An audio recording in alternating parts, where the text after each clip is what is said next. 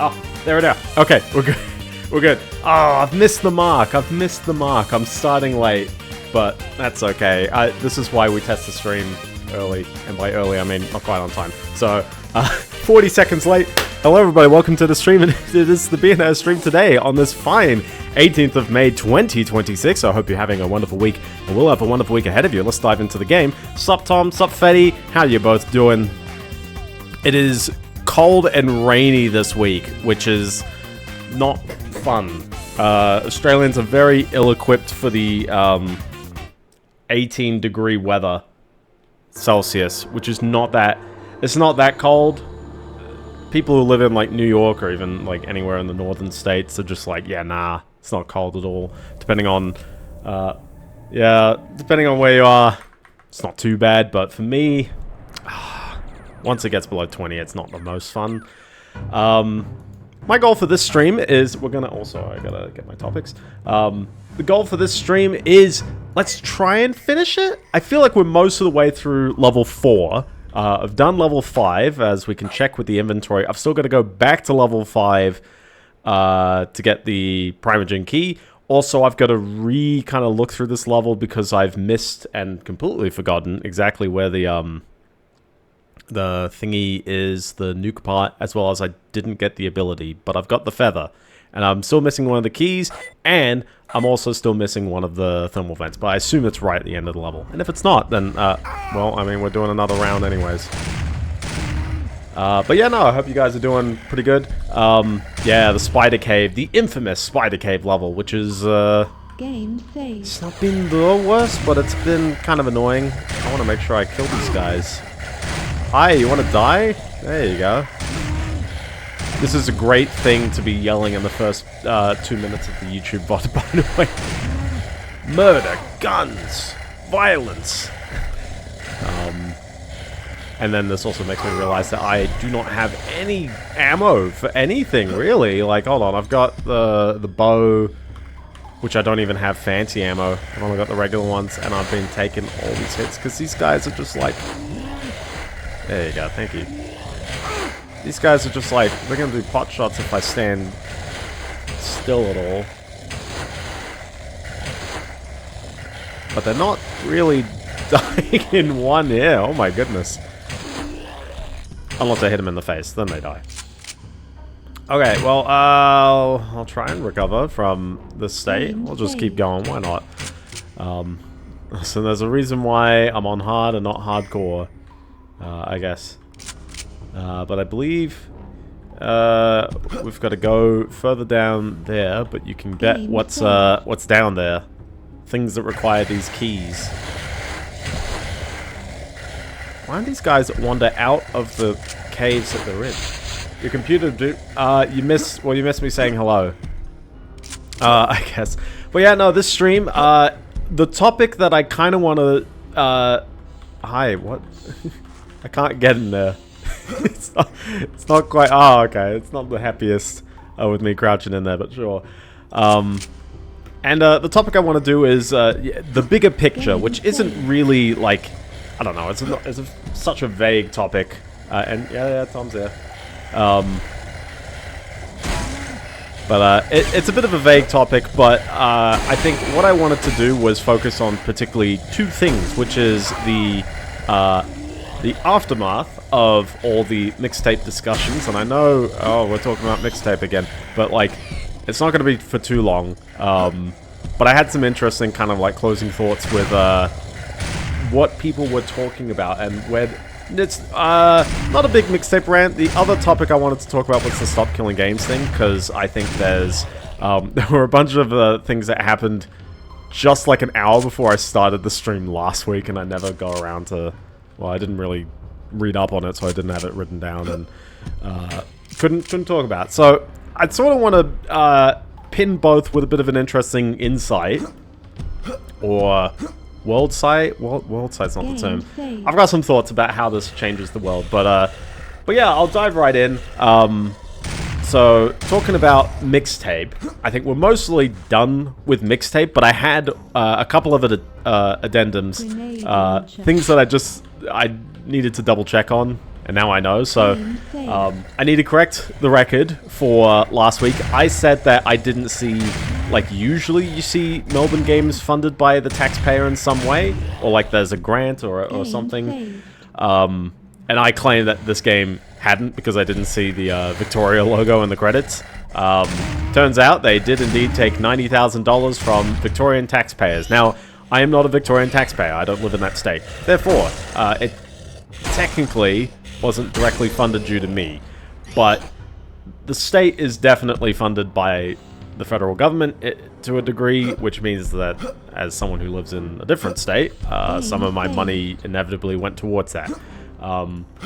That being said, though, it's not abnormal for a game to receive a grant. I don't know why I'm like Thermal vent field. shooting it, but sure. Very nice. I don't think this thing blows up too much, actually. No, and it's not unusual for Australia, let alone the rest of the world. But for reference, games like Cult of the Lamb, trying to think of another Australian one that got Hollow Knight. They both have taxpayer money behind them in a grant. It's not abnormal in any way for a game to have that. But $90,000, yeah, exactly. Hey, that's in SingStar Pop. I'll get there. Actually, I have no updates for SingStar Pop. I've been playing Xenoblade the entire week. I'm sorry. Although that is a fun song because there's no short version.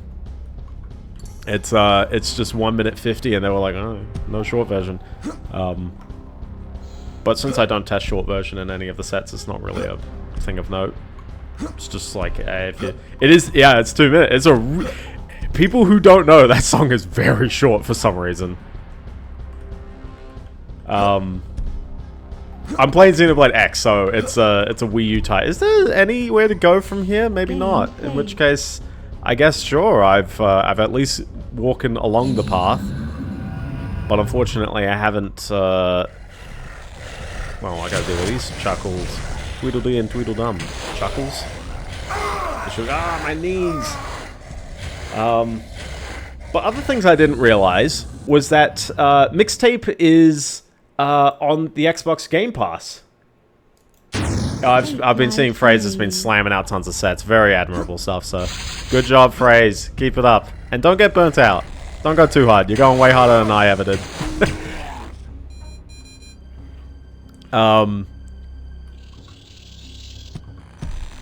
There we go.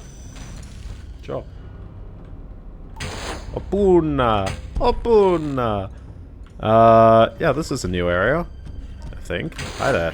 I want to see if I can get a headshot in there, but... Again, it's... the name of the game is losing all my health to all these other enemies around here.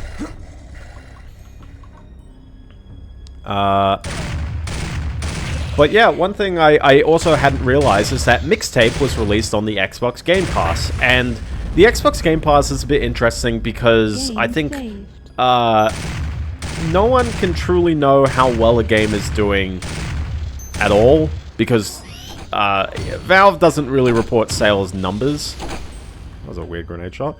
Valve doesn't report sales numbers on Steam. The game is available on a variety of consoles. And it's on the Xbox Game Pass, which implies to me that you can buy it through the Microsoft Store as well. Shredder. I could get one less health. Also, at least we've got this. At least the only thing I'm missing is the nuke thingy. Also, excuse me, look at these little thingies. It's so cute-ish. And then there's a cerebral bore around the corner. I wouldn't mind a plasma rifle. Thank you very much. Let's get him. Wow, this is worthless. This is not hitting them at all. What? I can't tell why some weapons work way better than others. You'd imagine maybe the damage is a bit flat, but that is true. Game saved. Me accidentally hitting F6 instead of 6. Also, look, it's the end of level. I knew I was close, but Man, Ultra Hell we were that close to the end of the level. Okay, well that saves my hind a bit. I've still got to go back for these 2 portals, so keep that in mind. But the game's going to try and exit out of this. We're going to do the totem stuff, and then we're done with this level, and then I'm just going to go to level 6.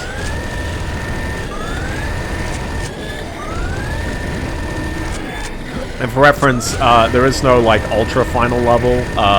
Once you have all the keys for the final boss fight, you can just dive in, and there's the boss. He's right there, so... there's nothing too weird there. And hopefully this is a good stream on time. We'll see. We'll see. Hi, you wanna... There you go. But yeah, since it's on the Xbox Game Pass, this means that funding for the game, or at least revenue for the game, is also slightly split between the fact that games on the Xbox, I do need to get the Primogen key. I didn't get the Primogen key because I needed the ability from level 6. So we need to go back for because that's the thing, is that to get to the end of the game you need to have all the Primogen keys.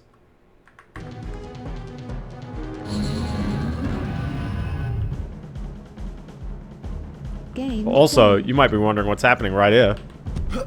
I'm jumping into sort that is. That's right. We tucked a boss fight at the end of level 4 for no good reason. I think. Did we? It looks like a boss arena. Well, I mean, that isn't. Oh my gosh, they're nibbling at my toes. How dare they? Doesn't seem too bad. I mean, they're just here. Look at that. They're even respawning the ammo. Oh, very nice of them. But yeah, so a game being on the Xbox Game Pass, just note that Microsoft pays Annapurna, just in general, to get in their good graces. They pay Annapurna and the development studio for the game itself. On top of that, there's also referral bonuses to the Xbox Game Pass that get paid out towards the game, should it be, like, you know, dragging in sales. Oh. That seems straightforward. The Eye of Sauron. Maybe I should be, like, looking up instead of...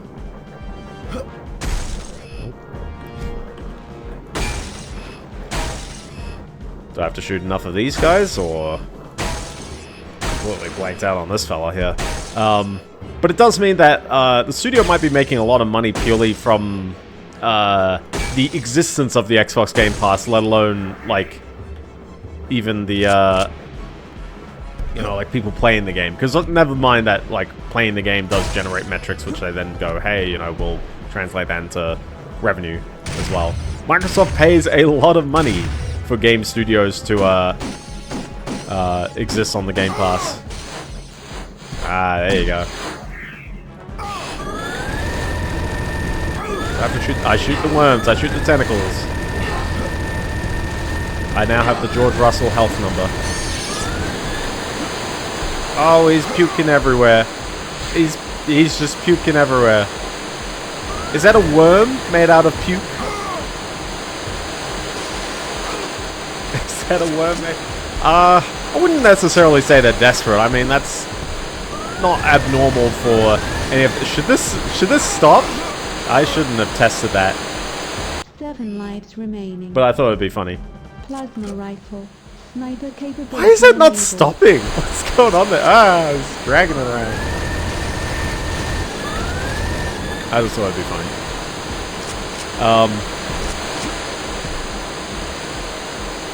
But yeah, no, it's not abnormal. It just means that this game is going to be a success, even when people keep doing the Steam charts figures, and they're like, oh, look at that, the game never passed 1,000 players, and the Steam reviews stopped at 2,000 players, or 2,000 people, which is way less than,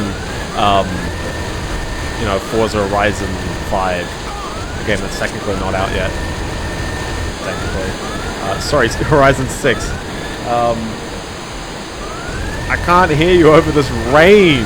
It's just raining out of there.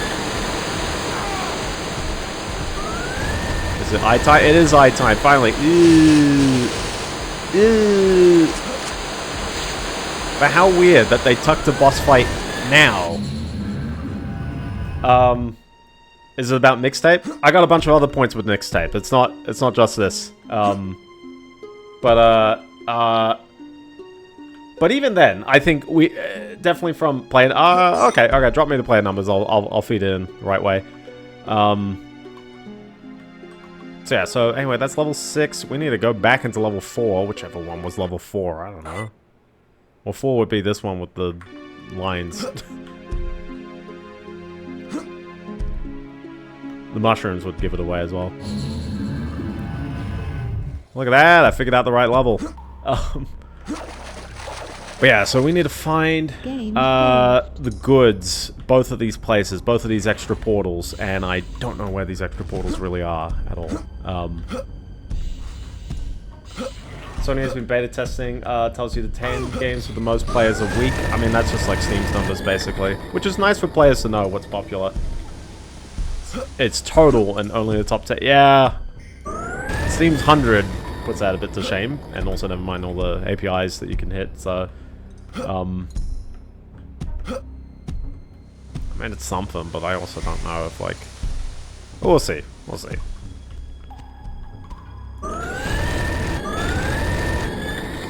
I swear these guys started taking more damage the later I was in the level. You know? I definitely went here. That's a bit of an interesting ledge, isn't it? Localize entirely to your country. Again, I guess Steam gives you the option to choose the country that you're seeing.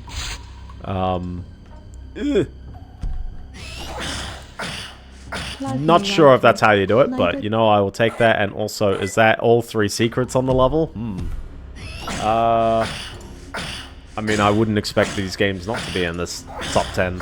So, console players are a different breed. We'll say that. So, now I've got another question about mixtape.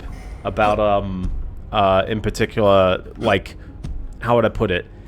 The marketing. Obviously, we're seeing a lot of positive reviews, but one thing that I didn't quite harbor on too much was the paid influencer. And by paid influencer, sometimes it's the play-for-play influencer. I think one example that I've got is Sam Lake, who's, I don't know what's his, like, official job title at Remedy, but, like, everyone knows him as, he's the face of Max Payne. Like, that's his face. That's him. And he's done a tweet saying he's playing, or sorry, not a tweet. He's done an Instagram selfie of him like almost licking a controller, wearing a mixtape T-shirt, saying, "I'm just now playing this game." And not to call Sam Lake a paid influencer of anything, but Annapurna publishes his own games. Like, I feel like. Not to say that, like... What did... Oh! I have no idea what I activated, but I hope this is exactly what I needed to activate. I just sort of, like, wandered down. And I was like, why is this, like, underwater part here? This is a good sign. It's not a conflict of interest, but it's, like, obviously, like... I think he's kind of plugging this, mostly because, well, it comes from his, like, neighboring studio. Can you blame me on that one? Can you blame me on that one? That seemed a little odd. 7 lives remaining. That seemed a little odd.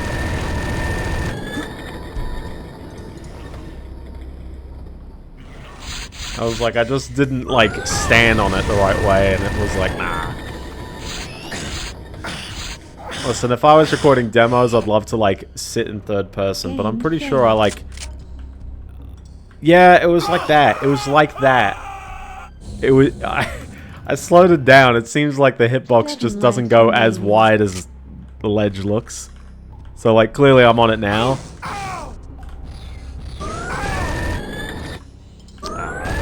That is a game moment. That is a game moment.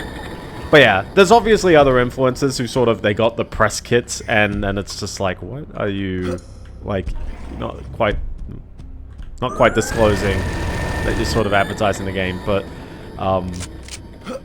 yeah, in general, I think that most of the internet discussion has basically died down. effectively most internet discussions devolve into, you like the game and I don't, you hate the game and I like it, therefore you are wrong and everything you are saying is stupid doo-doo. And I feel like I want to harbor on the broader picture, the bigger picture, if you will. Because I think there is, like, something to be said about mixtape that people are going to forget about at the end of the day, unfortunately. And that, I think, is the media. The power of the media, and the, I guess, the influence that they can somehow have to swing conversations, to push topics and other kinds of things. Because at the end of the day, as much as people don't like it, review scores do indeed, like, the game. Well, yeah, I discussed the game in enough detail. I think that there's some interesting things you could perceive about the story, but I'm not too sure if the writers intended for it that way, and therefore you can poke cracks at the actual presentation of these themes that I'm somehow pulling out of it.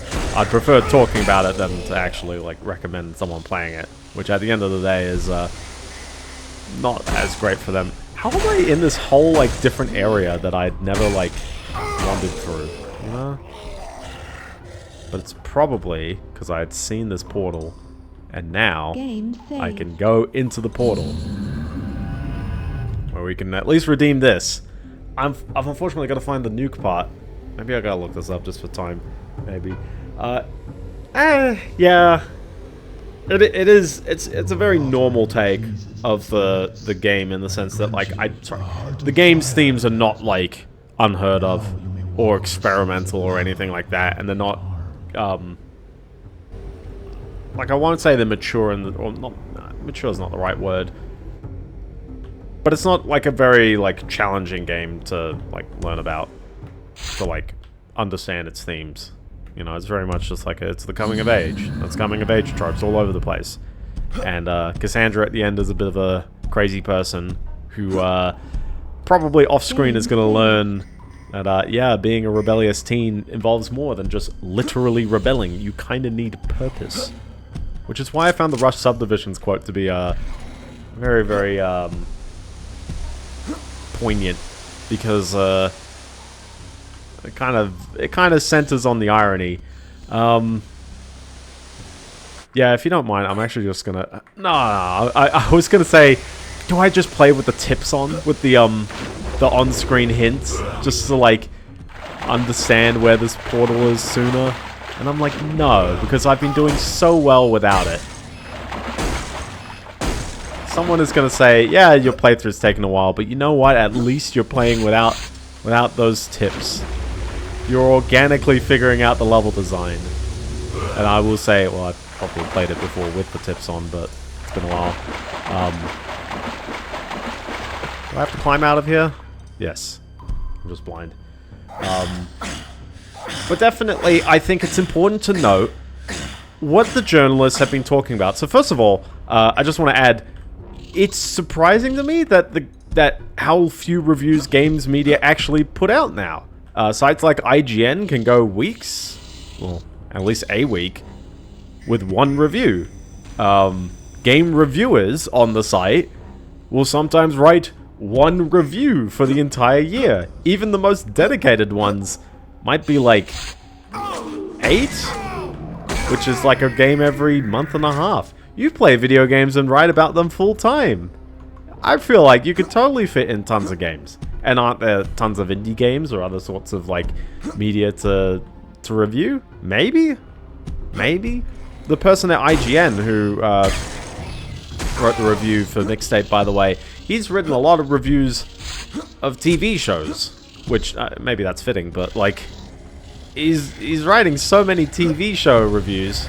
You know, like, where does he have the... Not where does he have the time to fit the games in, but more like, where are the game reviews? Like... That's really odd and curious. And so you're like, well, what else does all these media publications put out? And obviously the answer is op-eds or other sorts of, like, writing about the state of the world rather than really games that they're playing. This is still level 4. I'm just going around. We've now got to find the nuke part. I've got the Primogen key. I'm going to go straight into level 6 afterwards. We're going to try and get everything in it because... I mean, it's right there. And I mean, the only power left is one that's necessary for that one. And then I'm going to go back into level 3 and 5, get the keys there, and then we should be able to finish the game. But unfortunately, I'm going to wander through this whole place, having no idea where the final key is, and instead I'm going to constantly get hit by falling rocks, rolling rocks. Find the secrets. Excuse me. Excuse me. We've been finding the secrets this whole time. It's all good, so, oh, no, I don't know. I got no clue where they are. Exercise to the reader. I didn't find the secrets in any of the other games I played. So this is just a regular portal, because I can go in it and it's all regular. Although since I have no reason to go back into this level, maybe I should take the ammo. I know it's one time from these places, but I probably will only take it from here. What other warps do we have? Gosh, that is the tiniest scroll bar in the world. Look how small that is. Jeez. Also, I love that image stretch. Doesn't do it in the other direction, just does it at the bottom. Strange. Also, is this the only warp I ever found in this place? Oh no, I just found it later. How weird. Maybe it's because I've been finding them out of order. It just has no idea what to do now. But yeah, we're looking for another one of these warps. Generally, these ones have been at the ends of the levels, the nuke parts. Oh, that was a bit rough. Let's have another crack at that. That's what I get for not taking health. 7 lives remain. But the other thing I want to note is there's another game that just came out, or at least an early access, called Subnautica 2. You might have heard of Subnautica, or perhaps its sequel. Subnautica 2 infamously, and I don't know if I brought this up on stream, but it infamously had a moment where during its Subnautica's publisher basically tried to screw over the original founders and developers, actually all the developers of the company, putting an not necessarily an unrealistic deadline on them, but then claiming that they never met that deadline and therefore they aren't entitled to any of the bonuses or the things that they agreed to as part of working with that publisher. The company, and then also because of that, they were stripped of their ability to work on the game. Like, they were going to get nothing out of it. They had given away the IP to this company to publish and do all the publisher-related stuff with it, only for them to have absolutely no more power in the creation of the game itself, which was terrible. This went to court. They won it because, I mean, well, yeah, I mean, it seemed like they should own the fruits of their labor. Also, they did meet their goals. It's just that Crafton lied about them not meeting the goals. I know, how silly of them. But Subnautica 2 finally has come out in early access, and whether you think early access is a full release, I generally wait on that stuff. But, you know, I'm happy that they're finding a success story out of that, which is great. But, well, yeah, exactly. And also now they've actually bought the rights back, I think. Or not bought, I'm not too sure what's the actual, official process, the official, what have they done. But on the game on Steam, Crafton is not mentioned. It is strictly indie, in the sense that they have independently published this title. Whoever the studio is, I've forgotten their names. I haven't played Subnautica 1, unfortunately. And I know that there's a spin-off title in the middle, so it's not even the second Subnautica, but sure, yeah.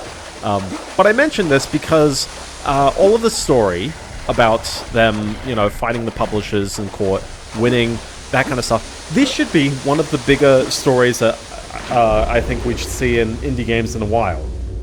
The whole fighting the publisher that's effectively stealing the work, or I guess kind of like abusing the contract between the indie developer and them as a publisher.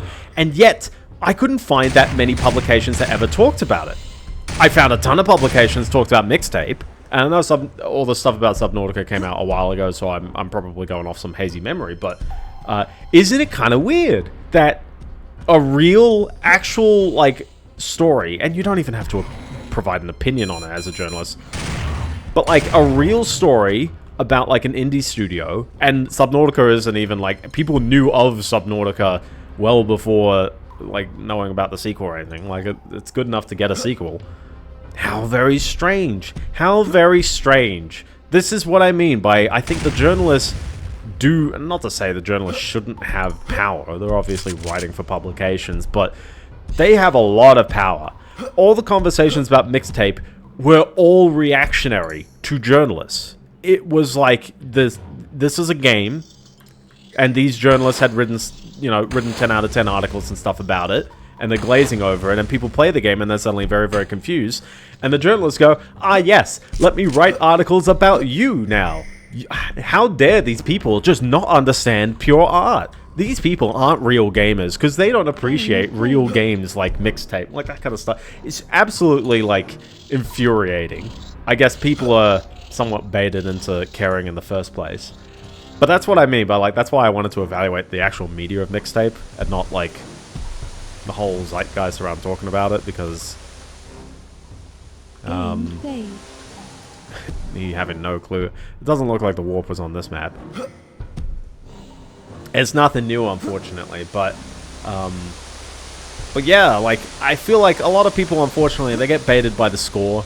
And if you're wondering as well, like, PC Gamer, was it PC Gamer? Yeah, PC Gamer went in with the contrarian take of, oh, we're only giving it a 74 out of 100, which to me 74 doesn't sound like it's that bad. I mean, 70, you know, we've had like 7 out of 10s that I've very enjoyed from various media publications, but no, 74 means it's trash. So okay, sure.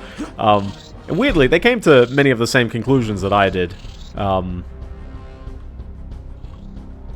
I'm gonna actually turn on the thingy.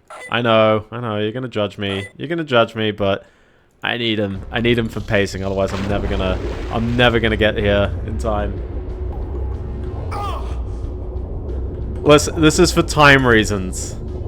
I'll turn it off in the next level, but for time reasons, because like I finished the level in 10 minutes, and we're now another 23 minutes in, and it's like, oh boy, if I'm like not done with any of this in time. You know, like, I don't want this to be a 4-hour stream. I'll just keep going on, I guess. This just loops around. This just goes the other way. I mean, there's a reason why it's on by default as well, but I generally do want to play the game right, and I feel like backtracking through the same levels and trying to ignore all the enemies is just like, that's a time sink for me. This is cave, so there we go. Because on top of that, like, you're not going to see the indicator at all until I'm on the right level. Hi, yes.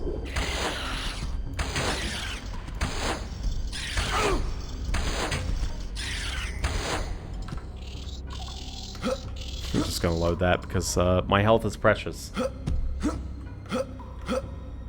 Actually, I should really find one of those warps and go on from there. But yeah, I think a lot of people got baited by the score. Also, just as a note, the same person at PC Gamer, who reviewed Mixtape and gave it a 74, also gave Borderlands 4 an 82. Your oxygen is low. Not to say you can't like Borderlands 4, but certainly, like, that's the scale we're working with within the same reviewer, let alone Crimson Desert being an 80, Marathon being a 90, and Claire Obscure Expedition 33 from different reviewers, mind you, but on the same site, or the same mag, 70. So, Claire Obscure is worse than all 5 of the games I mentioned there. 5? 4. 5, yeah. I haven't played any of these games, by the way. Mixtape is the only one I have indirect experience with. I can't tell you if any of these other ones are actually good or not, but certainly I wouldn't have imagined Borderlands 4 to be the second highest out of all of those. But sure. Sure. But yeah, so... Now, there was one piece of good news with Mixtape, although certainly it raises another question, but I think it is generally good, and I think people shouldn't be... Like, people shouldn't rip on the game for this. Mixtape, by... Maybe?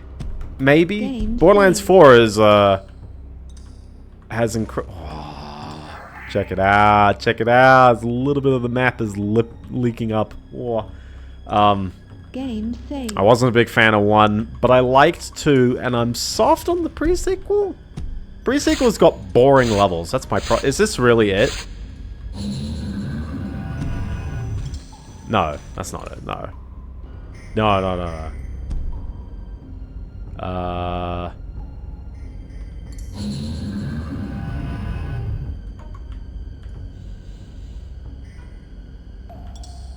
This is the end of the level. How did I manage to get here? How did I get here? Then the days go away. This is getting confusing if I'm suddenly getting lost again. Oh, I think it's in there. I think it's in here. I've discovered it, same as it ever was, exactly. But Mixtape, through means of the Annapurna's Twitter, said people have said that Mixtape is going to be delisted. That will not happen. We negotiated perpetual licenses. Did anyone realize Annapurna's Twitter handle is @A_I? That is one bound to be a very expensive handle to pull. Yes, from the small indie publisher. But also, I don't really think I see AI and then I think Annapurna Interactive. That doesn't yell out to me, so it's a bit interesting they did that, but you know, whatever, sure. See, that's what I mean. Yeah. Listen, I needed that confirmation there. But listen, people saying this is a bad thing. I don't think it's a bad thing. Arguing for a perpetual license is great because yeah, exactly. Because it means that the game will exist forever. I think, regardless of whatever you think about Mixtape, the fact that they can sell the game as it is in perpetuity is great. Warp portal. Okay, well, good that I figured that one out as well, but there's that. So, very good on them, especially for a game that probably lives and dies by its soundtrack. I'm glad they're proud enough that they didn't streamer mode it up as well. I am ill-equipped to... like, I'm running through here trying to just be like, which weapons do I have?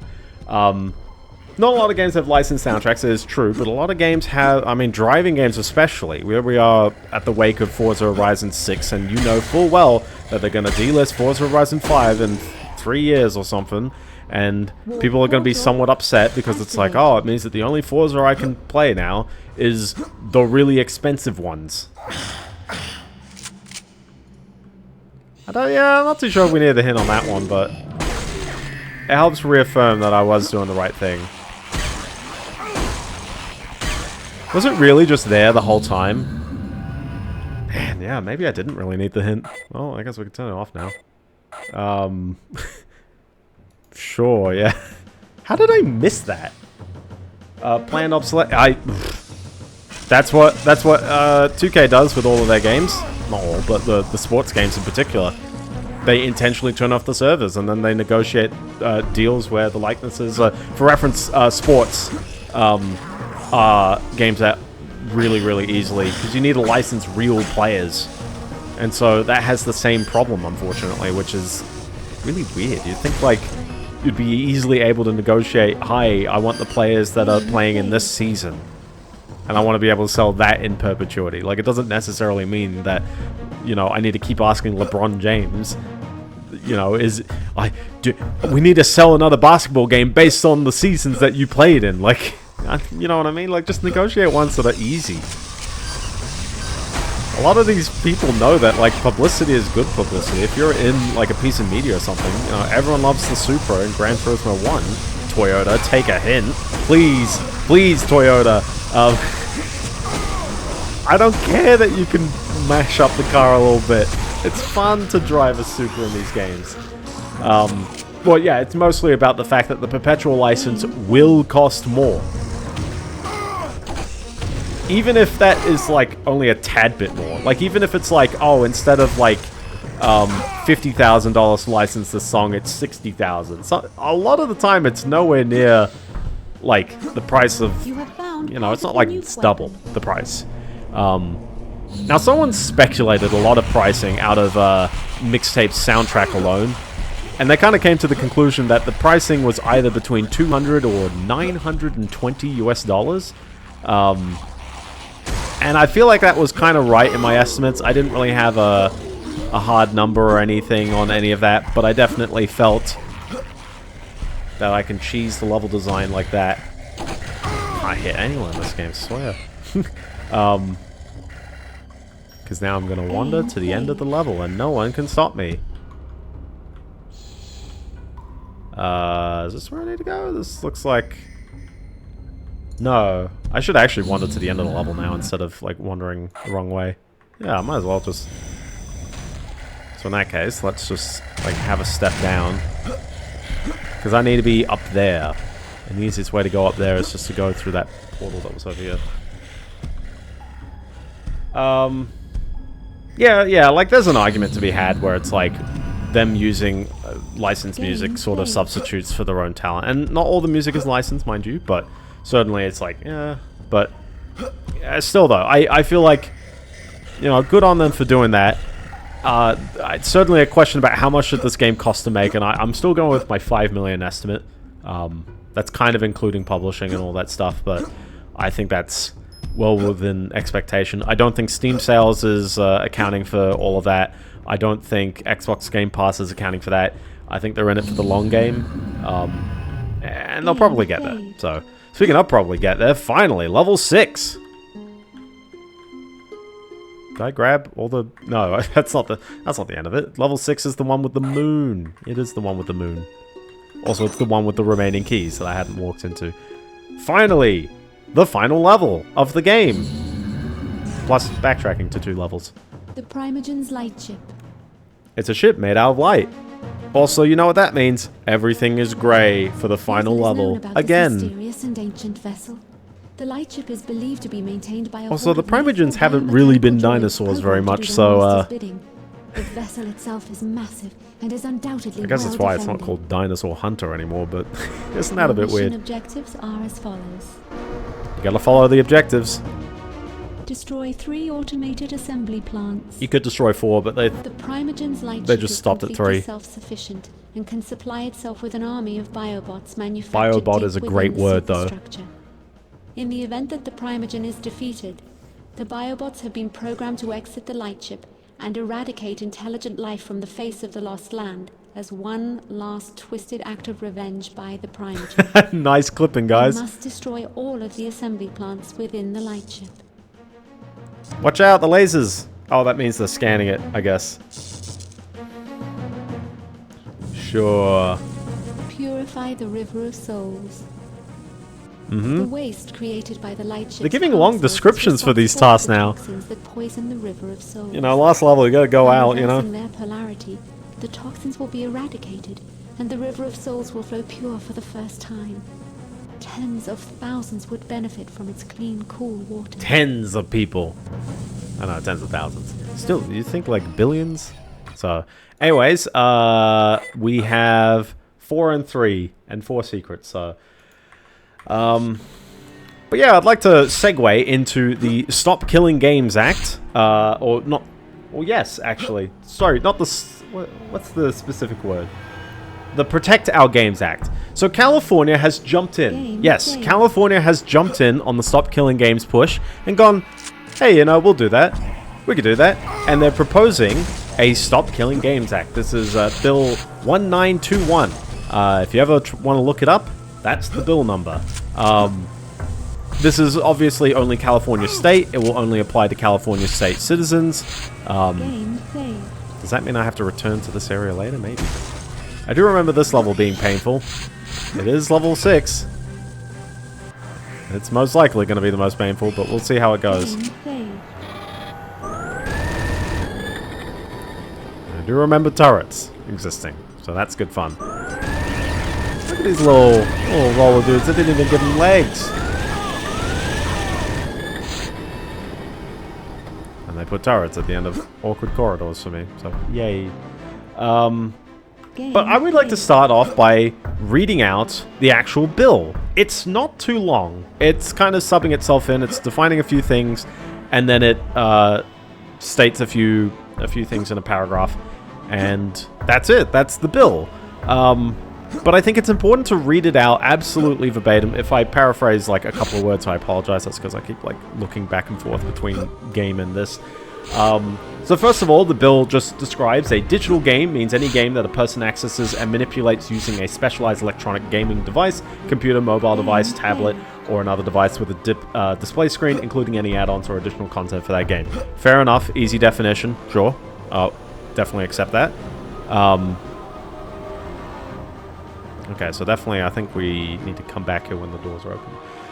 Digital game operator means a publisher, developer, and or other person or entity that controls whether a purchaser of a digital game can make ordinary use of the digital game, including but not limited to controlling authentication systems, server access, digital rights management, or required software updates for the game.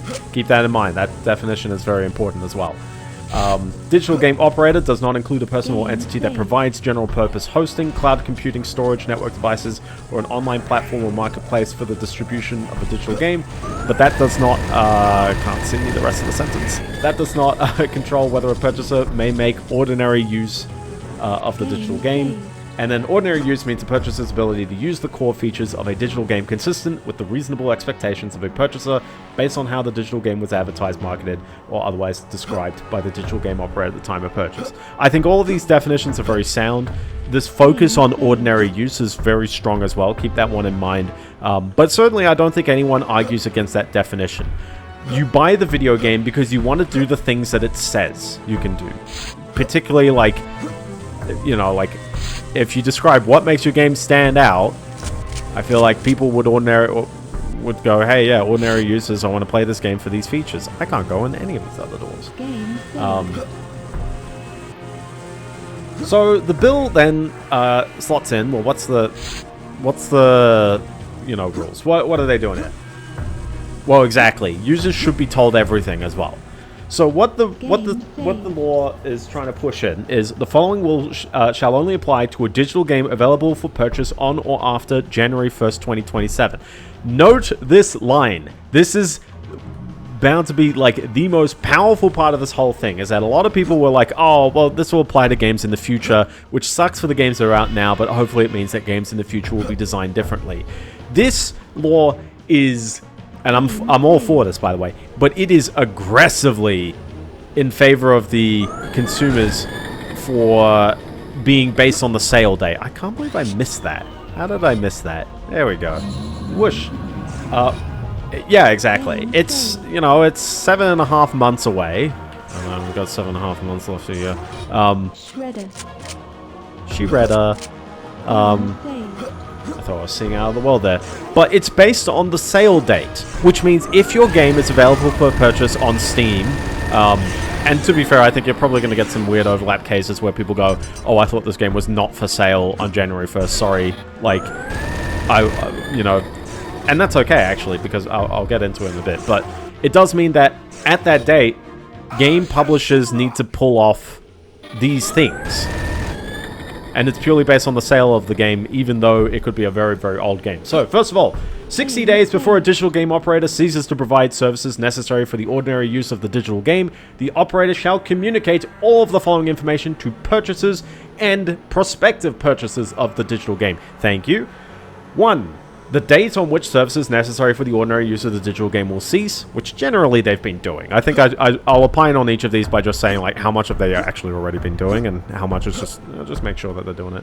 2. Any services that will no longer be provided by the operator. It's not particularly clear when they're taking down online services what works and what doesn't. Usually they just generalize this to all online won't work. But I think it's worth clarifying from the publisher on a per game basis, because you never really know. You never quite know, like, things like, is the matchmaking down? Because there's games where it's like, they say all online is down, but actually it's like just the, you know, just like a matchmaking system. It's like, oh yeah, private lobbies still work. The Avengers 2020 game is like that, actually. It's like if you told me all online services are down for that game, I would be like, oh, okay. Ion capacitor found. Gotta have that ion capacitor. 3. Any game features that will no longer be available to the purchaser. That is not services, it's features. But again, same boat, yes. And any known security risks that may result from the cessation of services. Which is interesting. Usually security risks is... I mean, usually when you turn off services, you don't get security risks, but I think it's worth just throwing that in there, I guess. I don't see there being a problem with having that line. I hate this whole design here because it means that there could be turrets around literally every corner, especially when you turn around. Oh my goodness. See that? Cheeky. Cheeky. And 5 as well, how the purchaser... we'll get there, we'll get there. How the purchaser can continue to use the digital game or obtain a refund pursuant to paragraph 2. We'll get to paragraph 2 in a moment, but I do appreciate the instructions because there are games out there, and I've got some clear examples later on I'll just mention, but there are games out there where they turn off the services and then stuff breaks and they don't come around and fix it. And it's like, you know, not to say the community, you know, community will figure things out, and I generally think the average person is wise enough to figure something out, like Google the problem and figure it out, but I do think game publishers should be doing that for them. I don't see any reason why people have to reverse engineer a game in order to figure out which, like, address a service, like, used to live at, so that then you can black hole it from your host file. But we'll get into that one later. Paragraph B as well. A digital game operator shall communicate. So this is the operator now. The digital game operator shall communicate the information required by subparagraph A by doing both of the following: notifying purchasers directly through the operator's digital game and posting the information publicly on the operator's internet website. Generally, most games do the second one. They don't inform you about the first one, which I think is definitely important for them to do, because not to say, like, usually most multiplayer games, the community is pretty wise to that kind of stuff happening. I remember seeing videos of the cruise shutting down, and people were like, this is it, this is the last moment. And they got to the end of it, and it was like, that was it, it was over. But I don't think they ever said any of it in-game. I hate that these turrets just keep appearing behind you, though. At least that's in front of me, thank you. But me having no idea where anything is. But no, I'm all for that. And then paragraph 2 here. Beginning on the day a digital game operator ceases to provide services necessary for the ordinary use of the digital game, the operator shall provide the purchaser with one or more of the following. A version of the digital game that can be used by the purchaser independent of services controlled by the operator. Very fair go. B, a patch or update to the purchaser's version of the digital game that enables its continued use independent of services controlled by the operator. I feel like that's almost the same definition, I guess. What's the difference between a version and a patch or update? Might just be distribution means more than anything else. This reminds me of the first or the second level in the game. Don't stand on that. I thought that was a fan under me because of whooshy lines, but okay. Or C, a refund in amount equal to the full purchase price paid for the digital game by the purchaser. And to that, I would like to say, even though that sounds quite extreme, just note, that is what Concord did. Like, and I know Concord is obviously, that was within like, 2 weeks of the game coming out, so they better have given refunds. But I think the point stands of, if you don't want to support the game, that's fine, but just, you kind of profited off of people in the interim. Just like bait and switch them that they were buying a game only to not... If you purchase... I would assume the discount price, it would be the full purchase price, and not the, not like MSRP, like, you know what I mean? Because games are going to go on discount all the time, people are going to get them through keys. Refunds through key sites is going to be a clunky issue to work around. So I'll definitely add that as of note. That is going to be an odd one. Do I have enough? I need one more, so there you go. I didn't explore the level quite right. That's okay though, other than this weapon is out of ammo. Game phase. They're a little bit more generous with ammo in this level. Oh look, one of these keys. I'm going to explore around the rest of the level because I feel like I didn't explore other paths. Actually, we'll blow up this thing, just so I've got it ticked off in case I wander around the other way. And paragraph 3, beginning on the date a digital game operator ceases to provide services necessary for the ordinary use of the digital game, the operator shall not sell, lease, or otherwise distribute a version of the game that cannot be used by a purchaser independent of the services controlled by the operator. Fair go. This section does not apply to any of the following. Also, this is important to note. It does not apply to any subscription-based service that advertises or offers for sale access to any digital game solely for the duration of the subscription. So games like World of Warcraft, Final Fantasy 14-ish, because I know they've got the free-to-play service there. But those games are safe because everyone explicitly knows that they are subscription-based titles.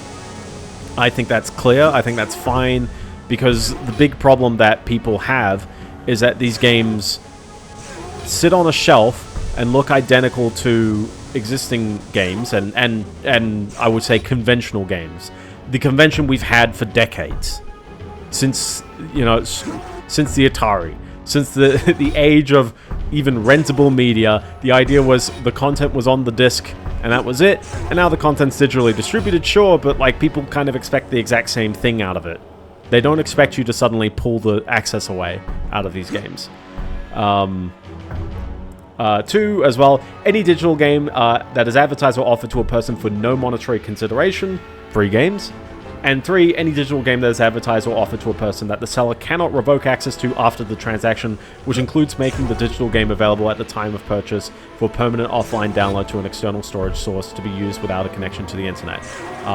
I think that is very fair as well. That latter one seems kind of identical, but it's basically like, well, if the game allowed you to play it entirely offline, like, you don't need to look into it further. It's fine. They've sorted it out already.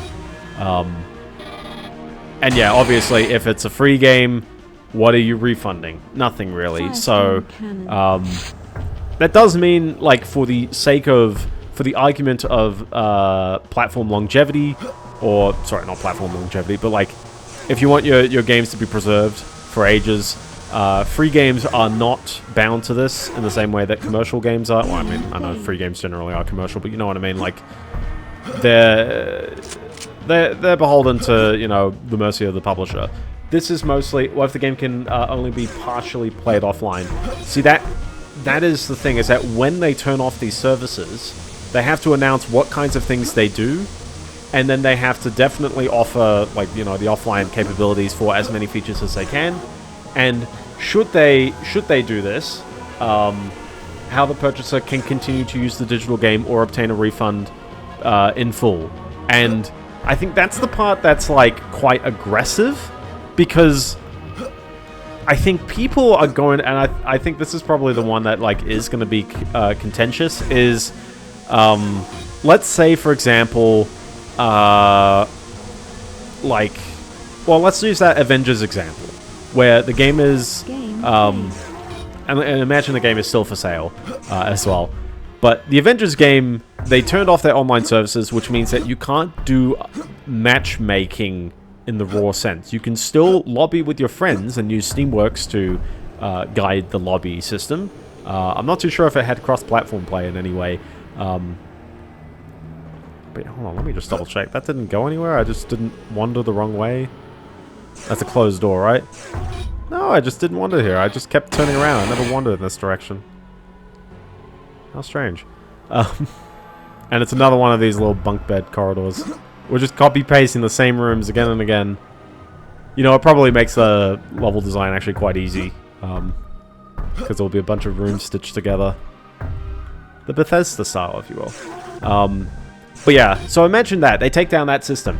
In theory, I think this bill would require them to offer full refunds for people still in that way.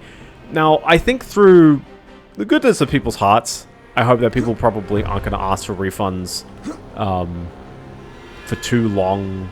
You know, I hope people aren't going to go that aggressive on refunds just because they took out like that kind of system. But there are people who are going to do that because that is the way they play the game, and now they can't play it.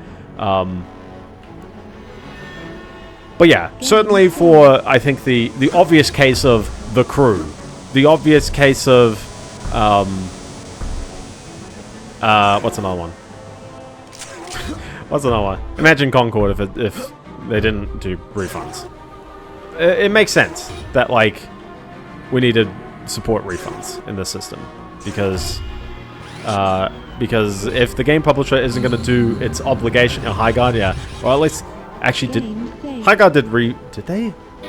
I think they refunded people. Did they?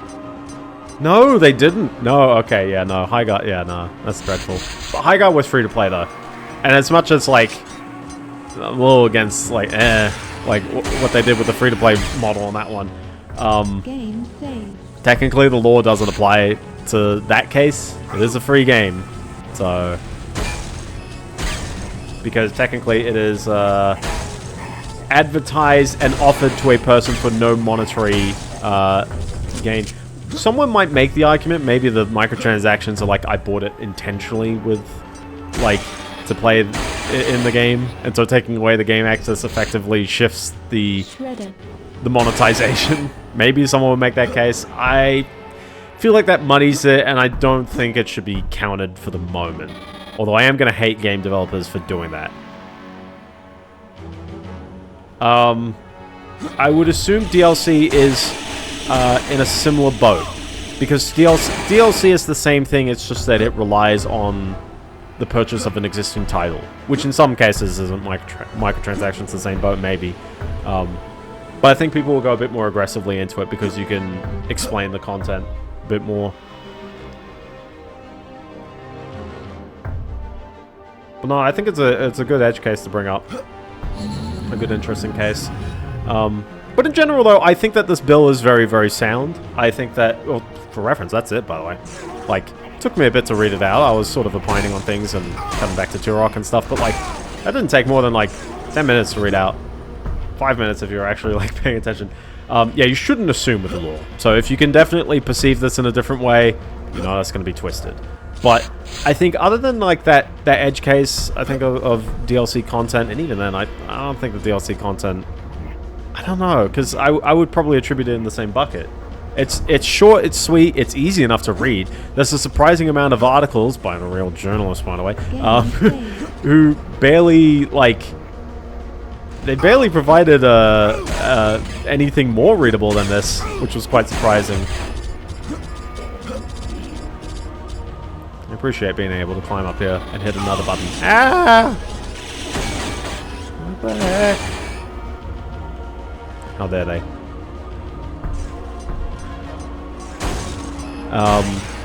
But certainly it seems pretty sound to me.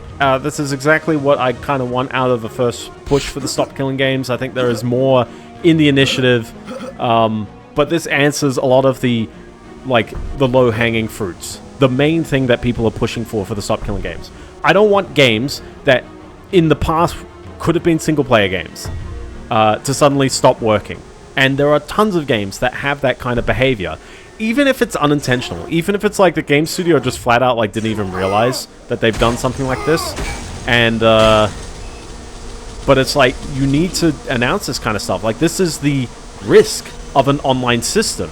You've effectively outsourced like something that is a solved craft. You've outsourced the idea that games are sold and are finished products.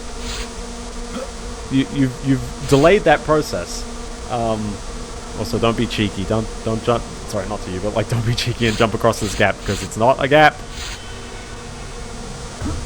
Ah, the fan doesn't work. Ah, I'm jumping.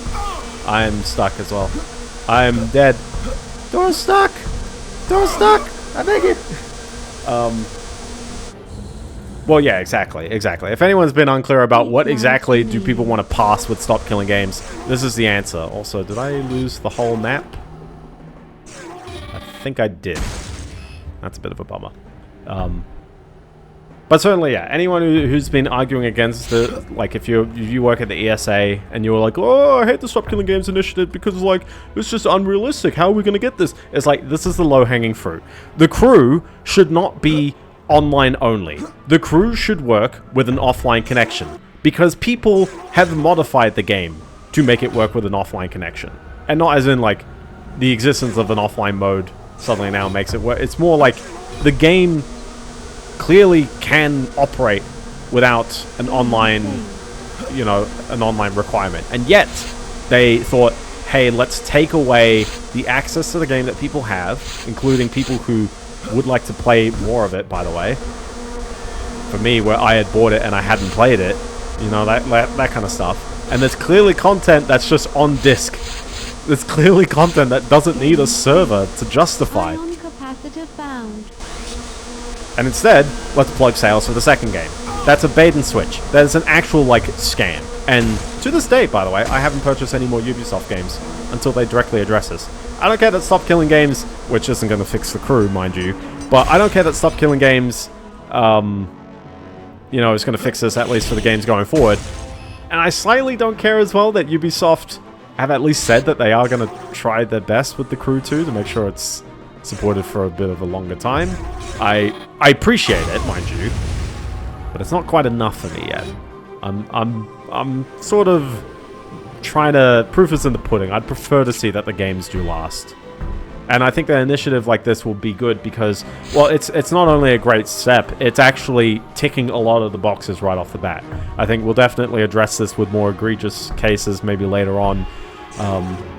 But it's going to stop a lot of those kinds of titles. And the worst part is, not the worst part, but like, remember as well that like, if your game offered a refund, people wouldn't be upset. They'd be generally a bit sad that like, oh my gosh, you know, I bought Concord and suddenly now I can't play it. Like, oh, I was excited for this game and now it doesn't exist anymore. But like, Concord did the right stuff. Also, sup Crimson with the, does this new bill affect current and future?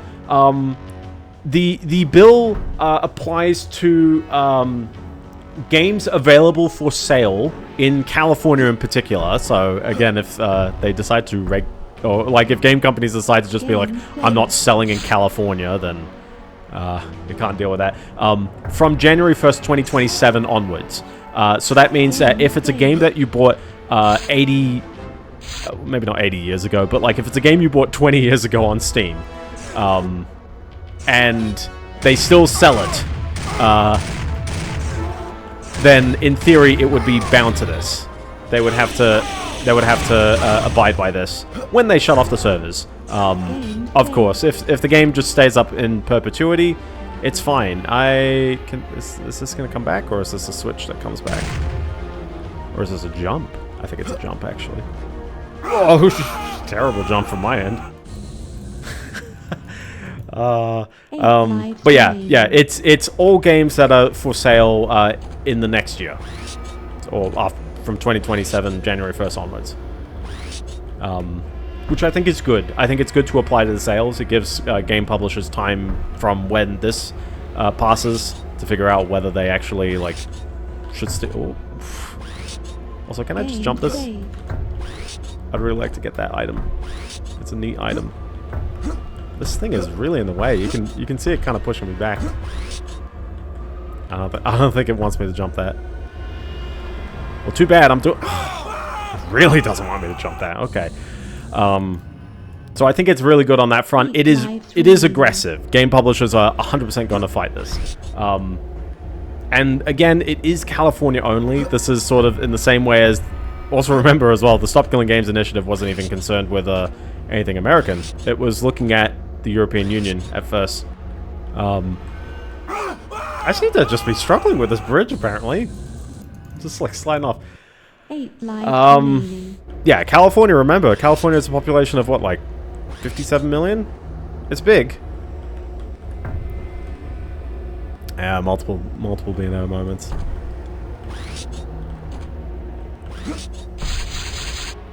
Multiple ones of that.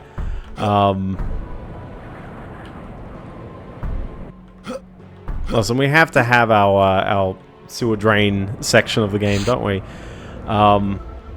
Razor wing. Check out this thing. This is Game technically, I think, does this... What slot is this under? Is it under 9?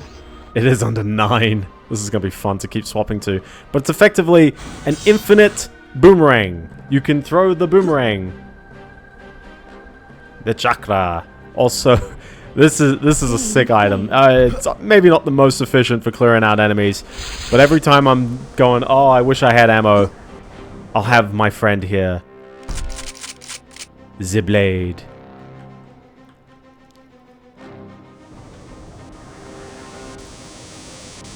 Got a little Mission Impossible room here. Oh, you can tell exactly what's going to happen the moment I stand here as well, aren't you? Shredder. No? Unless they're just not visible. Maybe they're just not visible. Okay, but sure. Yeah, of course it's only in the last... Yeah, exactly. And the worst part about the last level is that this required a keys and... Oh, oh, that's okay. I'm hot-footing it. Oh, never mind. Not that way. This way. Ugh. This is a cheeky level, though, I'll tell you. How very Nintendo 64 are they? I can hear you. I can hear you, door.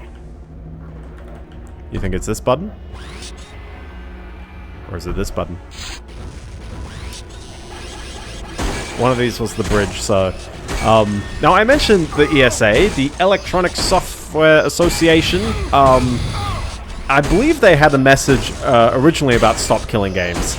They've sort of copy-pasted this entire message that they've had and tried to recontextualize it around this blog post. But effectively, they're going, lawmakers, you don't know what's going on. This bill is going to destroy... did they cover the supporting of distribution of code? It's specifically about the services. So the end customer... I guess, engagement of the game. For reference, that is the ability I don't have at the end of that hallway. He's right behind me. But yeah, no, it's only the services, so code, unfortunately, is off limits. I completely get code. You know, it is proprietary, and game companies most likely reuse it for sequels or other sorts of things like that.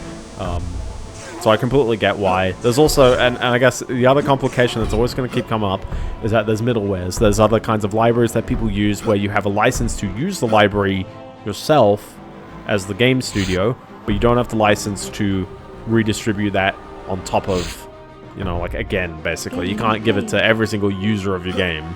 You license it specifically for you. I believe this makes platforms appear, and these platforms are... not only invisible, they are intangible. So, that's not a Biendeo moment. I wanted to demonstrate that they're intangible. So, but since it's in this level, just note that. I can come back.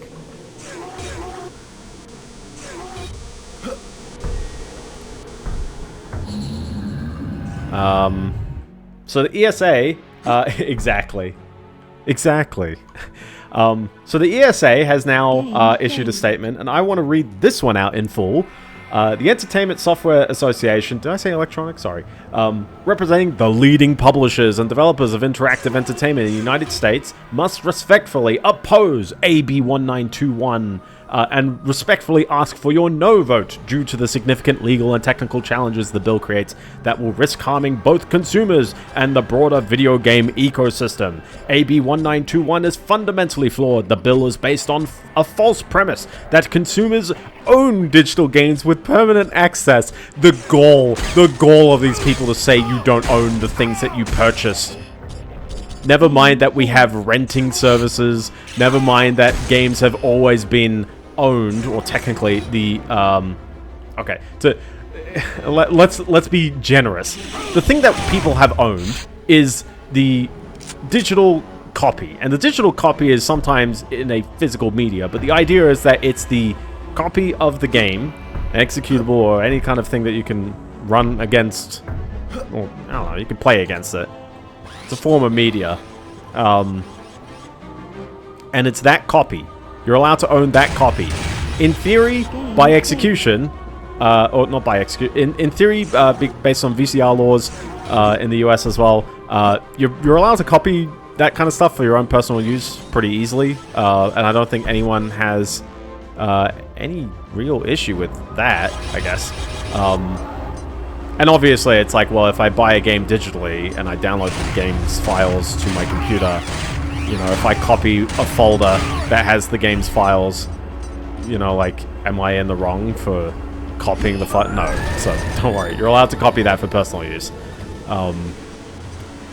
But the fact that, like, they're saying you don't own the game, and just to continue on with the thing, they say, that is not how software works. Games are licensed, not sold as unrestricted property. California already recognized digital games as a license when they passed AB 2426, which ensures that consumers understand that they are acquiring licensed digital content. Now, I unfortunately didn't get to read that ahead of time, so I'm going to take their word that there is precedent for that. But also, hi, yes, why is it that suddenly video games stop? Why is it that video... Oh, yeah, exactly. If it's not... If I don't own the games, then I'm not stealing anything. In theory, I know that's maybe a bit of a liberal interpretation of it, but you know what I mean? Like, what have we been purchasing in the past?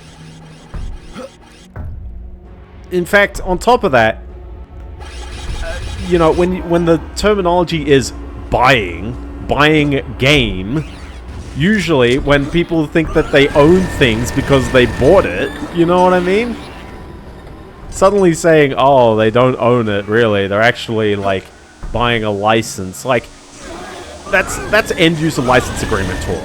That's your freaking, like, 5,000-word essay that you slapped on to the game after you've already paid for it, mind you, in most cases.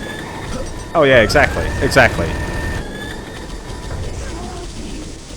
Like, and I know, like, piracy is piracy. I don't want to, like, glorify piracy just for the sake of it. But, like, piracy... No, the harm of piracy comes in the form of damage. As in, was this a sale that could have happened but didn't? And the easiest way to make that case is... Well, like, you know... Could they have bought the game? In many cases, you buy the game. You own it. It's in your Steam library. How many things have libraries where you suddenly don't own things in your library anymore? Why is it that they put electric, like little laser things, but not there? That's on me for stepping off that, though. That's on me. But yeah, oh yeah, exactly. More people are interested in the game after the sales. I think he just jumped this. Yay. Oh, No, he also doesn't seem to clip through walls quite the best. 8 lives remaining. That's a bit of aggressive timing, isn't it? I was expecting these doors to be open a bit longer. Also, I like how I've been picking up these, like, little grenade things, but...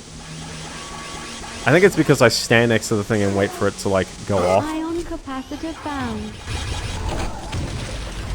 There you go. Get that grenade in the face. There we go.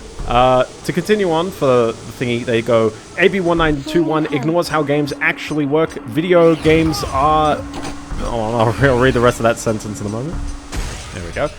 Video games are dynamic software systems, not static products. Excuse me. What?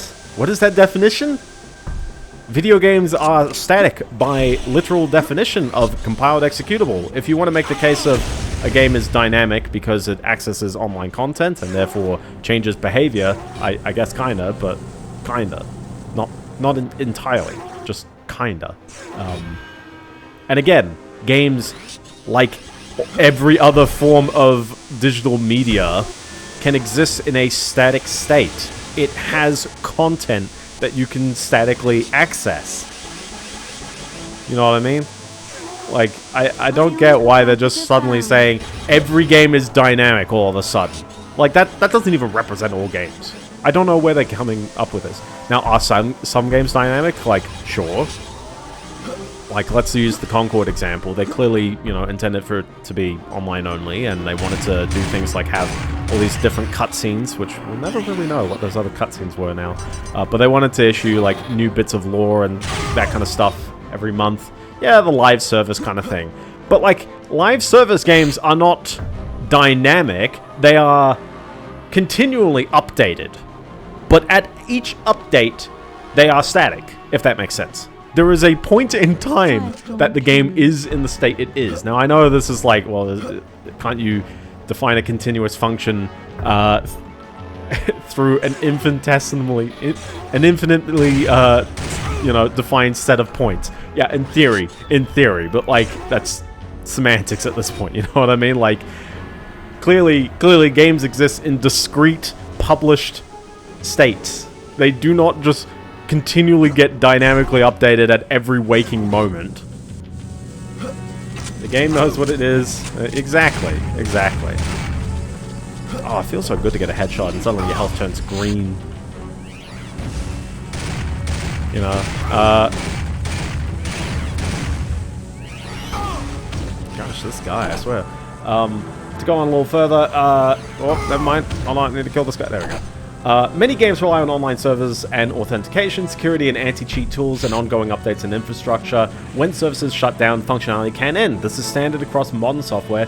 No software product is required to remain available to consumers indefinitely. Now, that is some wordplay right there. They've redefined stuff. They've just said it is standard that games have all of these features, which is a lie. I'm ranting about the ESA's response statement. It's standard across stuff. It's like, no, it's not. If you sample, like, a bunch of games, and especially if you sample AAA games, you'll often find, yeah, okay, maybe it is kind of the case. But, like, it's clearly not the case for software in general, let alone, like, video games in general. Video games actually probably are in tune with much software other than maybe the distribution means are a bit more fixed. Like, people are a lot more just like, hey, put it on Steam, and that's it. But also, no software product is required to remain available to consumers indefinitely. Well, they provided a truthful statement in there, but the difference, mind you, is which software products do remain available to consumers indefinitely. Like, I swear there's tons of software, even from like the DOS days, where they do work. In fact, actually, usually the barrier a lot of people hit first is that there's the hardware barrier. Software is written in a certain way, and suddenly the hardware upgrades so much that... And I know drivers are technically software, but like, you know, let's use Borderlands 2 for an example. I have no expectation that Gearbox comes back to Borderlands 2 and fixes the physics implementation for Blackwell cards. If you have a Blackwell card, an RTX 3000 card, you might notice that when you turn on the RTX... Sorry, not the RTX. When you turn on the physics, the game is very, very slow. And that's not Gearbox's fault. That's Nvidia's fault for implementing physics really poorly on the Blackwell cards. And it's because a lot of the hardware acceleration that was in the physics stuff is kind of not there anymore. Isn't that weird? This kind of cross-connects like that. You know, this level actually seems a bit simple. You got the center room, and you've just got 4 little offshoots, which is going to be fun when I navigate back and I forget which doors went, you know, which was the first one I went through, but we'll get there eventually.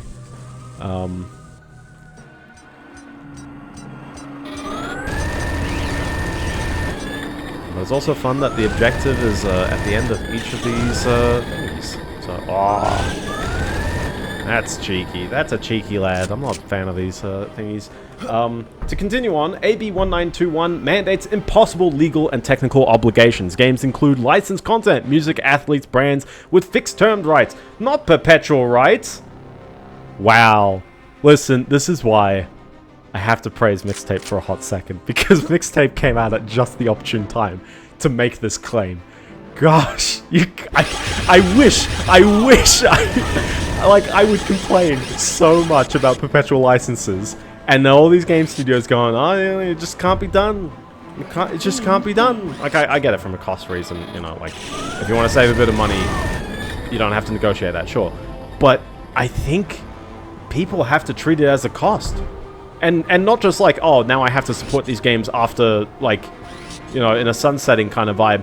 But, like, legitimately, when your game, like, has a perpetual license, you know, like, the devs of Mixtape don't have to touch it. It just keeps selling the game for ages. Free money. Whoa! Isn't that weird? Isn't that strange? The game studios, like, are so, like, you know, cut the corners, aim for the least cost today in various places, which is weird because they overspend in so many other places as well. But like, cut the costs in these bits, and suddenly they're actually shifting themselves out of profits, and their customers are unhappy, which doubly, you know, involves less money. I mean, not to say that they necessarily have to care about them as like art or other kinds of, you know, pieces like that, but I don't like the idea of treating games as disposable. Every single NBA game, like, you know, even sports games, I don't like the idea of them being temporary. I don't like the idea of that they exist at a moment and they paint a picture of the world at that time, and I really hate this concept of just like, oh, you know, it's the old FIFA, no one wants to play that. Like, yeah, I guess, like, yeah, you know, sales are clearly down, you know, for later FIFA games. But it is, like, disappointing to see game studios just, like, you know, completely just go off the short term. Like, be like, hey, let's cut costs today so that the future sales that we can't account for, because who knows when and to be fair, yeah, who knows when games will suddenly resurge later on. Like, no one expected Kerbal Space Program to suddenly, like, hit its all-time player count, like, a few months ago, even when the sequel exists. But it's good fun, you know, it's a fun game, and topical timing is always good fun. But yeah, AB1921 would force publishers to renegotiate for perpetual rights, often impossible. That's loser mentality right there. If this alleged indie studio can do, you know, whatever. Like, I'm not going to rub it in too much, but still.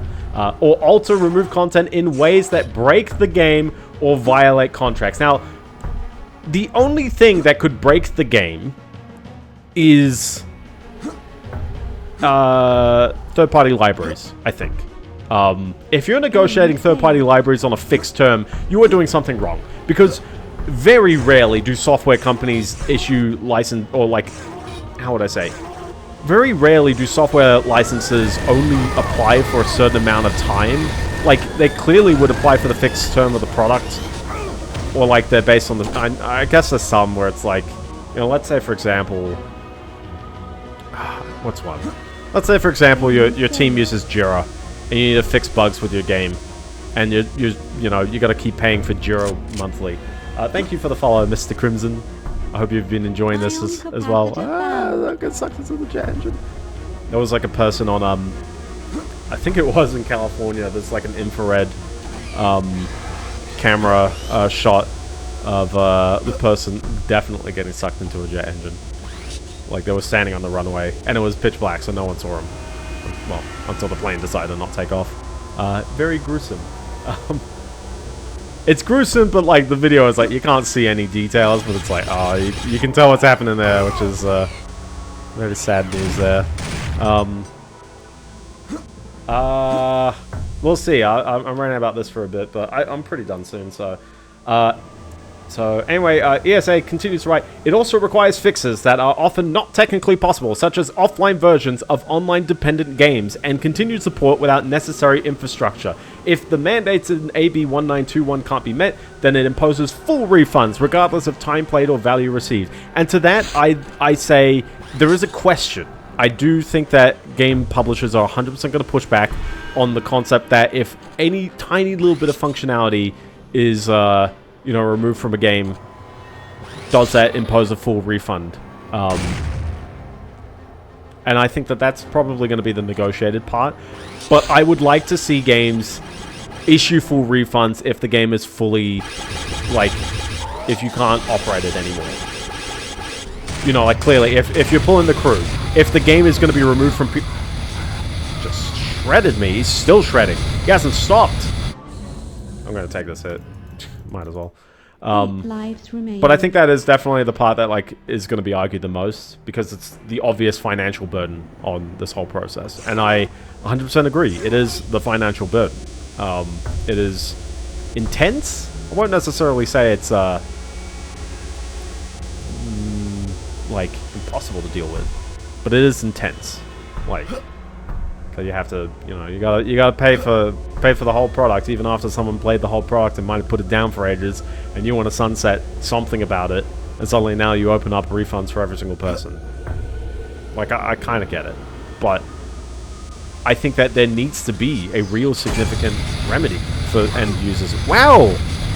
Oh my gosh, jeez, bro. He doesn't stop. He does not stop. That is a crafty enemy and a half.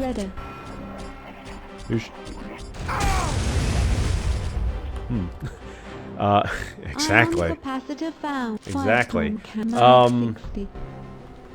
They're almost done there. AB 19221 is seeking to create a new consumer right to digital games by taking away rights from creators? What? The bill forces creators to design, reproduce, modify, or distribute their games on state-mandated terms rather than their own terms in violation of the Copyright Act. Okay, first of all, this has nothing to do with copyright. Like, again, they're asking for a version of the game.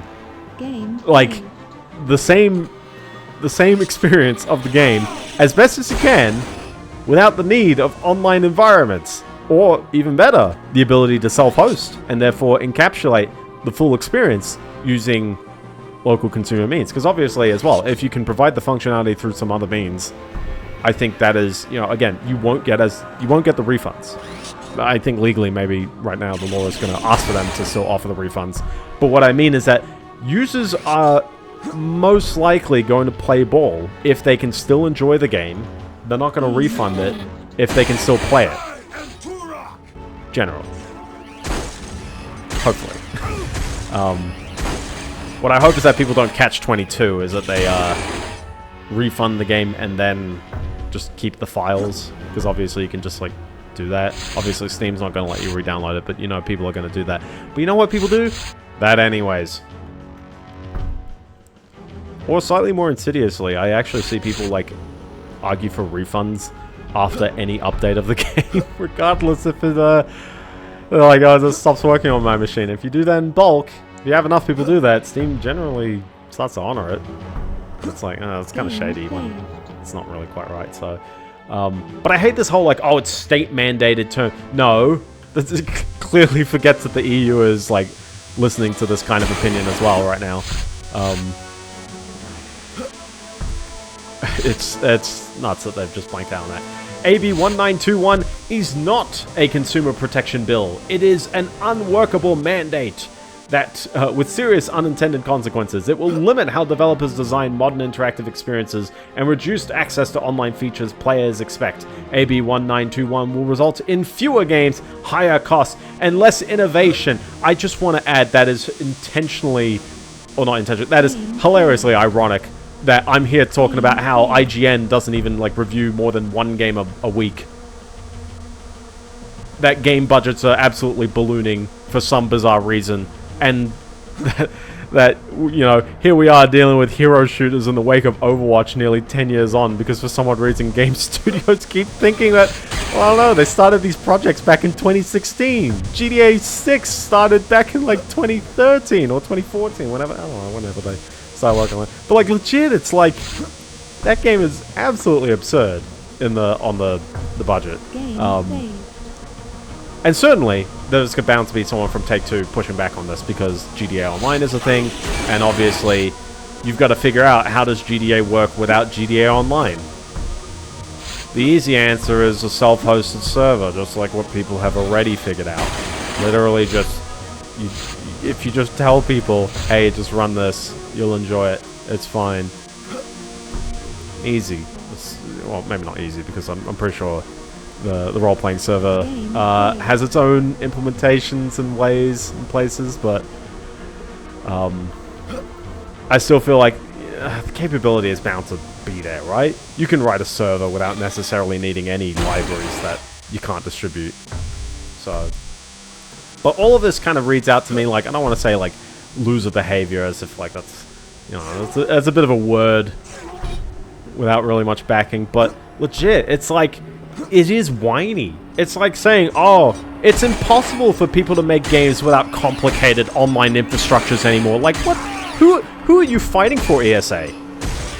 Never mind the consumer in this argument. As a game developer, I would be absolutely sick if you force this onto every single person. What are you on? Like, games need to have all this complex infrastructure, all these like licenses. we could just never get perpetual licenses. Meanwhile, seeing a game just literally ask for it and getting it. Like that kind of stuff. It's dreadful. Absolutely abysmal what they've said here. Now, there's obviously been a response from Ross Scott, also Jonah Goldman and Moritz Katzner all signed this letter. I've been spinning all over my screen on this one. This has been a wild take from me, so that's okay.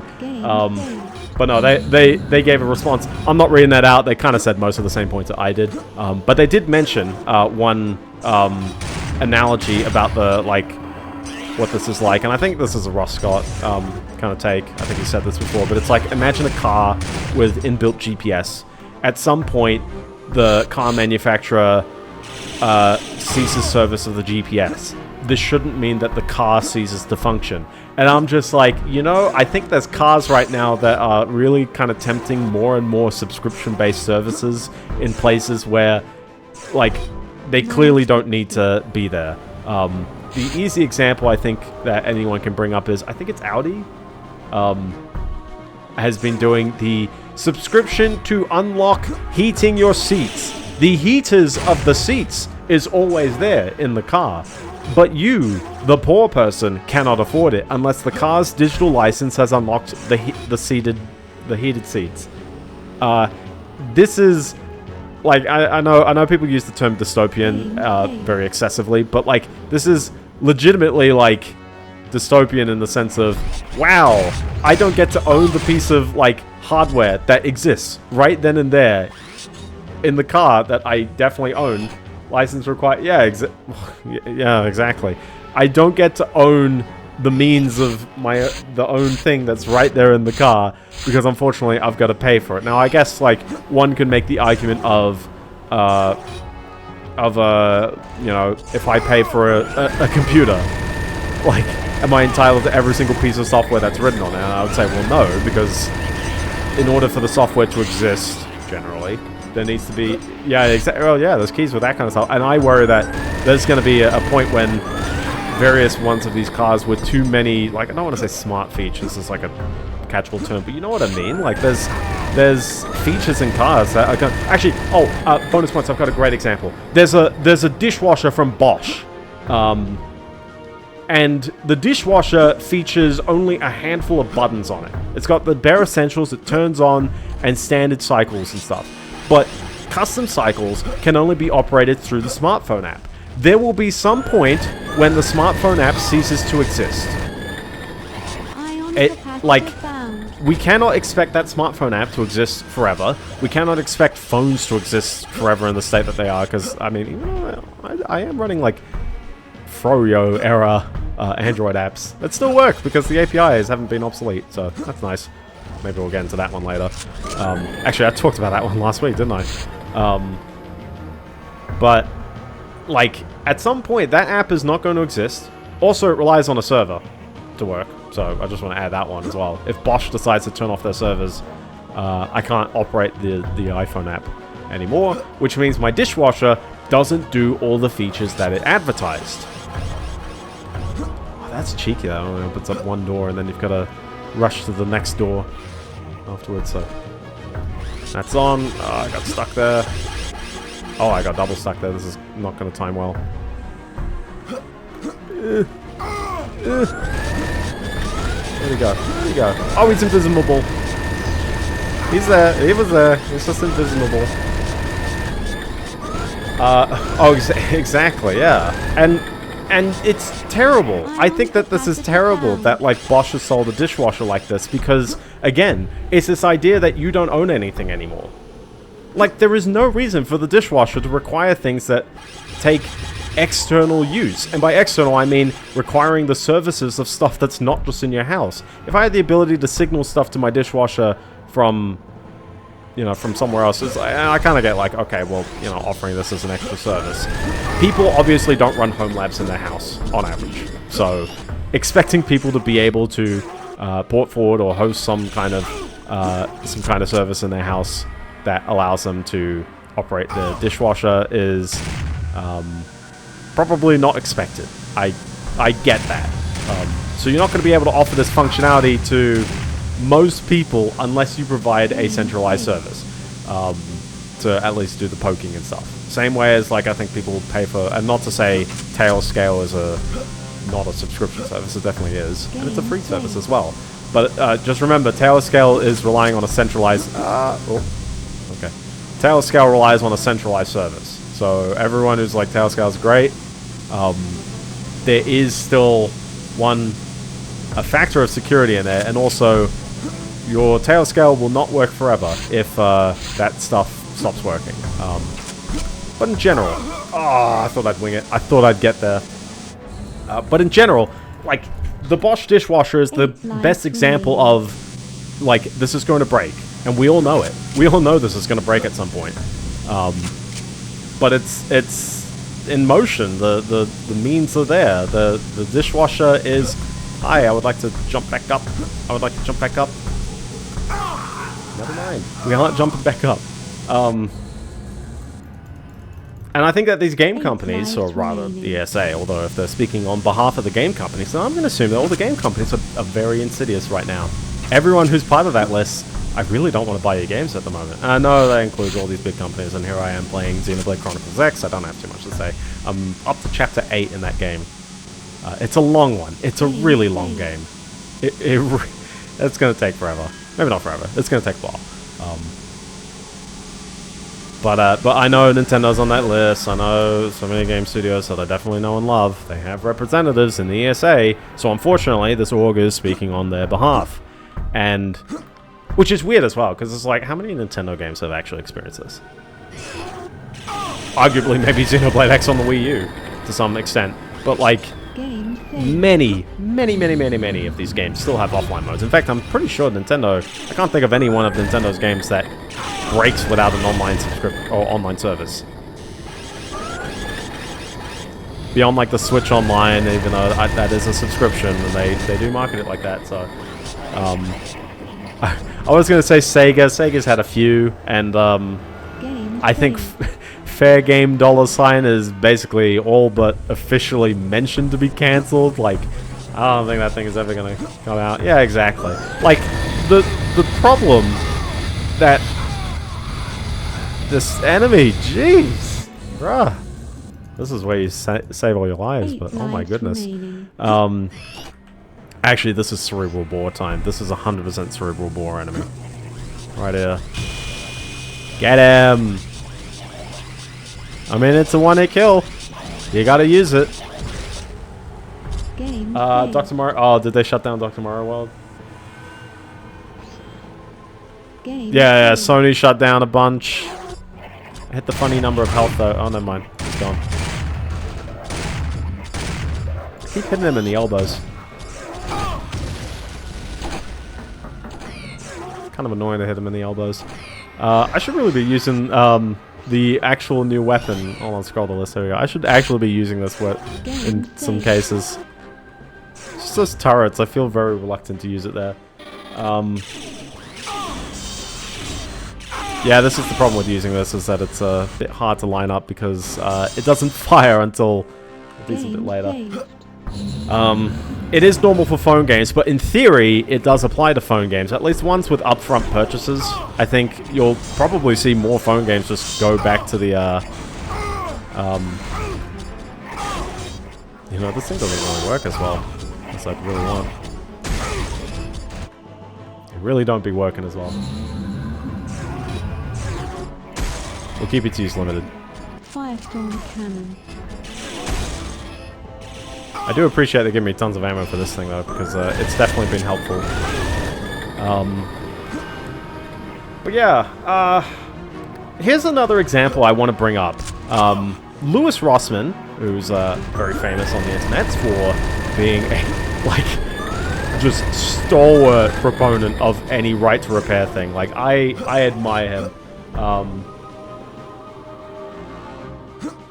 You know, I appreciate the upfront price. I really, actually, I always find it's a weird one for the phone games, because you'll often get the phone games where it's free at first and then you gotta pay once you're into the content for a bit. And I feel like, as much as I appreciate, like, you know, a bit of trial pricing at times. It's like, I do hate that they're using it to sort of in-app yeah, exactly. It should be a demo. I hate that they're using it to sort of mask the actual content of the game as an in-app purchase, and therefore it's not bound to any of the rules and regulations of regular game purchases. I'm like, I hate that. But Louis Rossmann, who we all know and love, mentioned, I wish I saw the actual video, but I saw a tweet where he, you know, discussing it. He mentions Dead Space 2. People will note Dead Space as a game. You know, I noticed as well, I'm going to jinx it. If it happens right now, we are an hour 45 to this stream. No bot. We have not had the bot. Something has happened. So, fun fact, you can play Final Fantasy XIV for free. The demo plays the entire base game and I think 3 of the expansions. It's not the whole game, mind you, but it's enough of a game. So, I just want to know that one. You could be... Oh, you can if you want. But don't put URLs, because Twitch will actually flag you for that. How do I get into that central room? Is there a button up here? No. It's just kind of standing up here. Maybe we'll return to this room in a hot moment.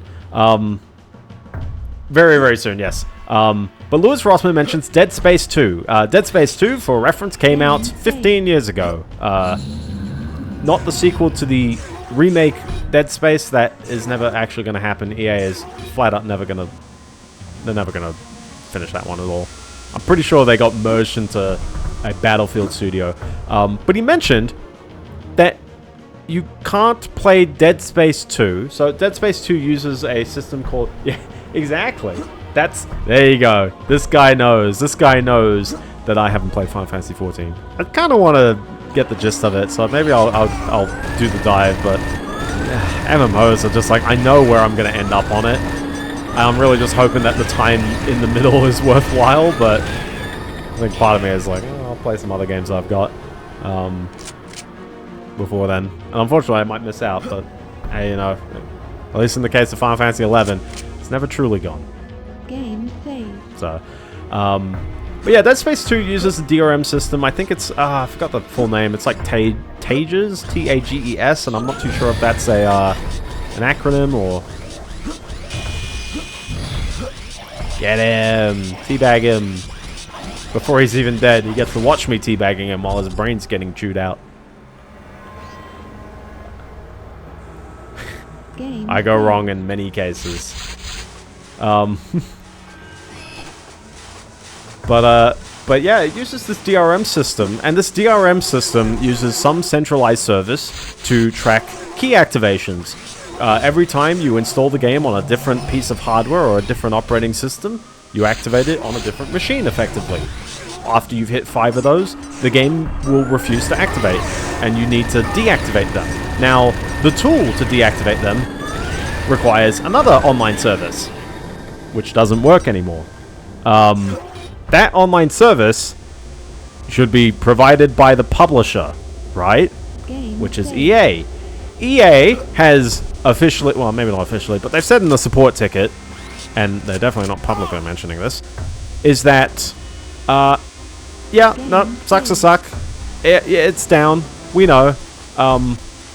But, you're never getting, you know, we can't handle the deactivations anymore. So, sucks to suck. They didn't provide a solution, which I think is, like, the most, maybe not criminal, but, like, is the most heinous thing. As a game company, I want to play the thing that I own, and you, as a game company, are going, hi, you can't. Have a nice day. And you don't provide an answer for the end user. I don't care if you can explain that to the end user. The fact that, like, you can't, like, actually solve the problem, like, if you really want to, just give them another key. I know it's a stupid problem. You're going to be here for hours, like, trying to or not hours. This is going to snowball. I get it. But, like, also interesting that the thingy's here. I haven't found the feather yet. I'm curious. I don't want to run too far over time, but I also feel like we're on a roll to beat the game. So I'm curious. I don't know how long I'm going to go on this stream, but yeah, Dead Space 2 because of this system, people, and a lot of people won't realize this because they'll play the game on the one system. Most people don't actually activate things on multiple systems, so they're really not going to find that out right now. But they're going to find out eventually. Everyone is going to find out eventually. If you're a Proton user, if you're on the Steam Deck or some other Linux-based device, you're also going to find out the hard way, because every single Proton change is counting as another system, which, I mean, we've known affects people when de novo kicks in with 5 machines a day. It's the exact same system. But this really, really sucks, because the whole game becomes permanently inaccessible to you as a player. And it's purely because EA cannot handle the system anymore. And by cannot handle, I mean they don't support it anymore. But, like, what does this mean as an end user? You can't do anything. This game is vaporware. Well, not vaporware, it's abandonware, in the sense that you can't actually play it without doing all these modifications to it. There is a tool called XTE Aether, which was released on GitHub a week ago, and it basically, as he describes, it restores the original functions that was virtualized out after decrypting the executable, rewrites the portable executable header to skip the DRM entry point. Now, as much as I think that this is great, it provides people with the means to play their version of the game that they bought and can download through Steam, which generally happens when they own the game. Oh, check it out, the feather. Sacred eagle feather. Why does he keep telling me about the computer? I guess I need to find something for later, but sure. I keep thinking that's a door there. Why does this keep going? Is this a chamber that I was in before, or this is just a very atmospheric room? Maybe I should wander back for the thingy, now that I've got that as well. But yeah, as much as I like this tool, just as a heads up, it is illegal under Section 1201 of the, this is the 2017 remaster. And it is great. It technically runs in a different engine, but this is under, I attribute it to Samuel Villarreal's Kex engine, although certainly there's more people than just him who work on both the remasters and the engine now. But the bro's an absolute legend. He was like, if you remember back in the day, he was like the original guy he did Doom 64 The Absolution as like a total conversion for Doom. And then he was like, I want to do this even better. So he made Doom 64 EX, which was like, take the content from the actual ROM of the game and then basically try and like make it work on PC in as best a way as possible. And it was great.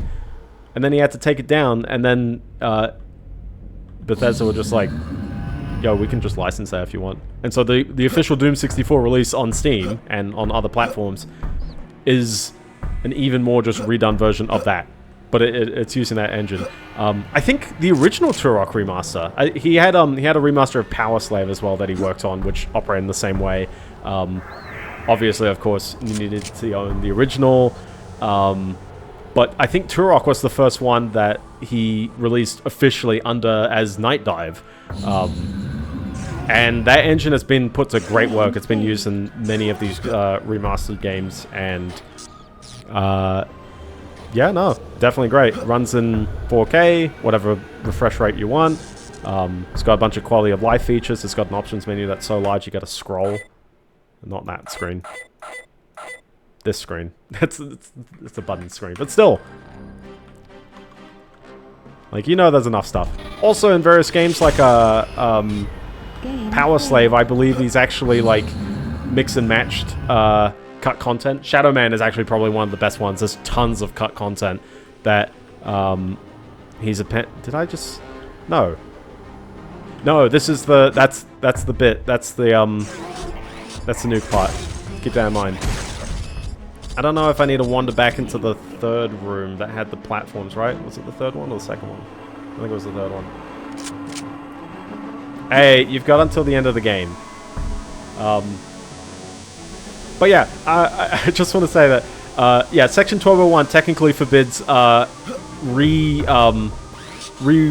guess circumnavigating DRM.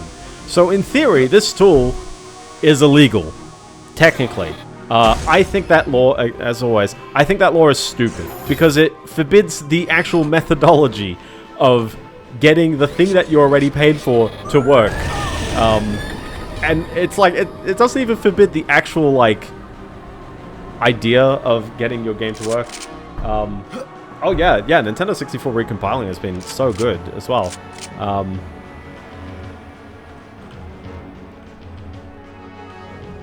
Curious about laser crystals. We'll figure stuff out with this level still. Yeah, no, I'm genuinely very impressed with see, I've changed laser to blue, therefore I can walk through it. That's how lasers work, right? Yeah. So hold on, where did... So I open up that portal. I'm just curious about all these portals. But at the end of the day,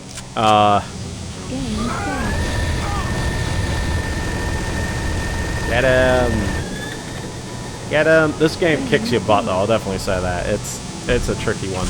I'm playing on the hard difficulty, so I'm at least showing it at almost its toughest. There is a hardcore difficulty. At least I can swim here. Whoa, keeps going. Can I at least climb on this bridge? Should be able to. There we go. But yeah, no, I just hate like the way the state is there. And just to circle back for a very, very hot second, I found, and I'm gonna read this list out here. Rock Paper Shotgun, Gosu Gamers, Gaming Amigos, The Escapist, Game World Observer, Eurogamer, TechSpot, Playfront, and PC Magazine. These are the people who have written about this build. There are many other journalists, many other publications rather than just the journalists, who have not talked about this bill. I think that this bill is a very big thing. I think that it's California. Like, it's not even like, oh, it's happening in like, you know, a country that, you know, might not have a big player base, and who knows, maybe just game publishers will turn it. It's like, no, this is California. They're not going to say no to California, right? Hopefully, maybe. We'll see. But it's strange, isn't it? Like, just to harbour back on the journalists for a moment, isn't it strange that, like, they're not talking about this? No, I mean, you know, not to say that that list means no one, but, like, you would expect more people to be talking about the kind of Stop Killing Games bill. It's very, very odd. It's almost as if the game publishers, and there's bound to be ones on that list where they're the one... I mean, I don't deny that the ESA is probably representing... you know, real publishers who probably want this stuff to change. I definitely think that's bound to be the case, but isn't it weird that the same, you know, game journalists who receive press kits from game publishers and all the likes and then write somewhat positive reviews. Yeah, take that, red laser. Oh, snap, you blew up. You know, it's a kind of quiet assembly plant here, but sure, okay, I accept that. I've only got one of these to go as well, so I've still got to find the nuke part and the Primogen key. I have no idea where that is yet, but we'll get there, so... Anyways, that's my QED, that's my topics for today. I really had a lot of stuff to say about the Stop Killing Games one, but I think that is... it's very, very good that we're seeing the bill. I just want to add, it is early days. It is still... before any of that has been... okay, so the new part was there. I just didn't know how to open it, so I'm going to go back. It is nice. It's not past any House or Senate yet, so just know it's not law yet. If they're taking too long, they might, you know, change the dates on it. But as it is, I mean, if they propose it and then push it through, hey, you know, that'll be a good change. Game studios will have to do that for Californians at least, and I don't imagine most of them are going to do the petty Apple thing of, like, detecting your IP address or all that stuff, and then, like, revoking access or, like, going, oh, now, you're outside of California, you can't do the offline version anymore, you have to play the, you know, I don't think they're going to pull that, right? Maybe, hopefully not. Okay, there's got to be, like, a switch at the far end of here. But yeah. Anyways, Fetty, you can dump your news. We'll go on till the end of the game. I feel confident that I will just go ahead and beat the game this stream. Yeah, exactly. All the... Oh, dude, all the internet, like, tracking people, and not to say Australia's any better, mind you, but, like, the English ones are, like, absolutely spooky to me, and, I worry about that whole situation. Oh, was it at the left of the blue lasers and I've just been blind? Why is this game, like, freezing? You noticing that? It's, like, kind of hitching every so often. It's not me saving as well, you'd be hearing it otherwise, you know. Okay, alright, I wasn't going to mention the Wilhelm screen with the Steam controller. It's fun for the people who do have it.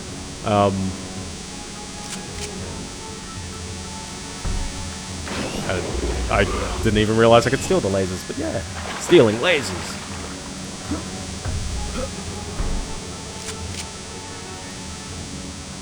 But why can I steal these lasers? Or steal the crystals, rather. The spooky thing about that, and I mentioned this when I first used the Switch 2. Okay, so right next to the blue lasers, there was this... Oh my gosh, you're right. Wow, I am just that blind. Good spotting, Tom. Good spotting.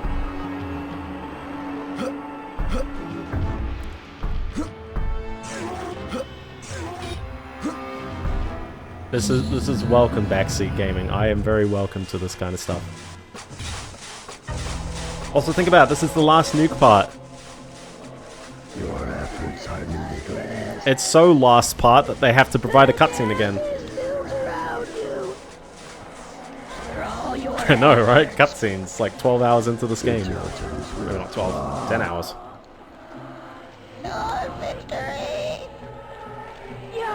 Also, it's always fun hearing this on the Nintendo 64. They all fuel the unquenchable fire of oblivion. It's a good game. But yeah, the fun part is that it plays the scream out of the rumble. The controller's rumble kicks in with the right, you know, frequencies of vibration to create the sound, which is hilarious. The fact that, like, speakers of the future are actually just the rumble. I mean, it's not like the greatest speaker in the world to, like, do something like that, but it's kind of funny.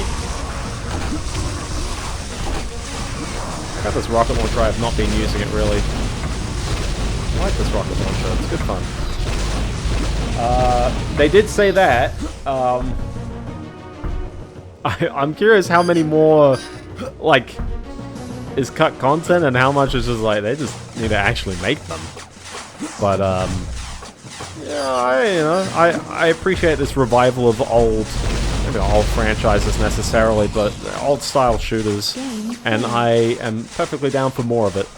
I've never played Sin, so I guess there's that. I should really play the original, and then I know that there's the episode 1 on the wonderful Source Engine.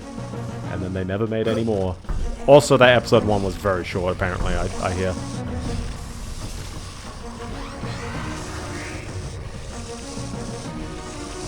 So, this would make a great deathmatch map, wouldn't it? It helps when you can aim. Yeah, I mean, it's literally got, like, the Alex character, right? It's got, like, a female, you know, sidekick character. You got the whole game. Not the whole game for Half-Life, but you know what I mean.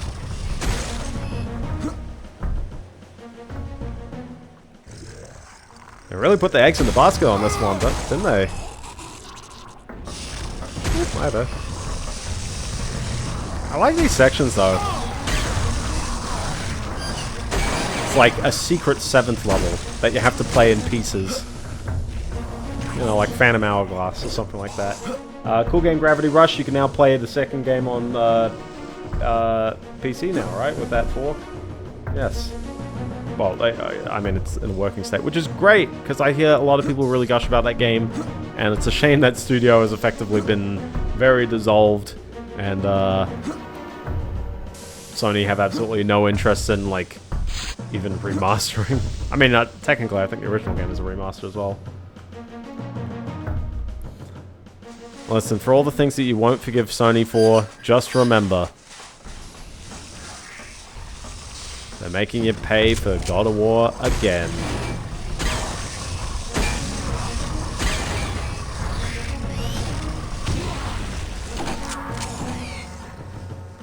And also they won't ever remaster an old Gran Turismo. I know, licenses. But come on, man, really? I won't be complaining if you don't have the Kaiser Chiefs in the playlist, but I swear, man.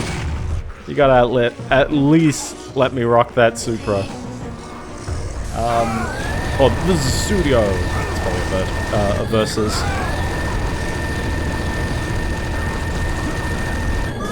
Is that the fan pushing? It is. Oh no, it's the hitbox of the fan. Very odd. And SNK. I do put an on, I guess, any national funding, but on the other hand, it's like I've yet to see anything weird out of the Saudis yet. And I'm not. And if you're from Saudi Arabia, like, I only say this in terms of like international skepticism and nothing really more than that. I'd say the same thing about China, and people would probably say the same thing if they had Australian funding. Beyond a grant, of course, from Mixtape, but you know what I mean. It's like, you know, it's being actively funded by a country. Apart from, oh, was that? Apart from that one. This is a Biendeo wasn't paying attention moment rather than a Biendeo is. I'm willfully ignorant in this case. Ronaldinho soccer. Game saved. You have found part Check it of out. a nuke weapon. A nuke weapon. This would be a great weapon to use. Also Ronaldo, not the Ronaldinho. Two different people. Turok. This new evil continues to confuse me. It is confusing, Though isn't I it? do not understand its power, I feel that its source is eternal. Do not let this threat deter you. Doom The Eternal Primogen confirmed. must be stopped, or I love how they all called will it Doom Eternal. It's not even the last game. At least Bioshock Infinite was. Game saved. They don't make this easy. So the nuke is a fun weapon because you can shoot it at your feet. First of all, it takes a... See this? Look how long it takes to charge up. And obviously, aiming at the ground is the safest thing to do, right?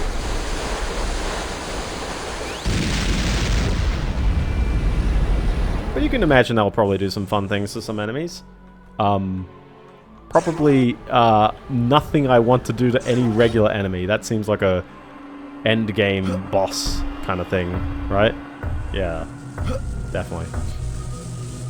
We still need that that Primogen key, don't we? Hack the Wii remote so it works on the Dreamcast. Who's doing that?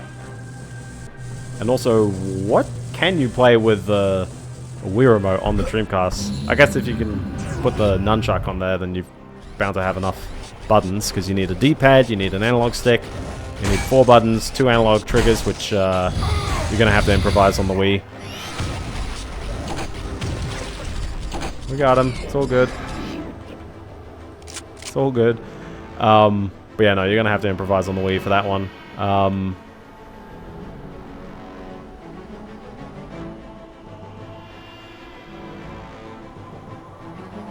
Also, hold on, I was like...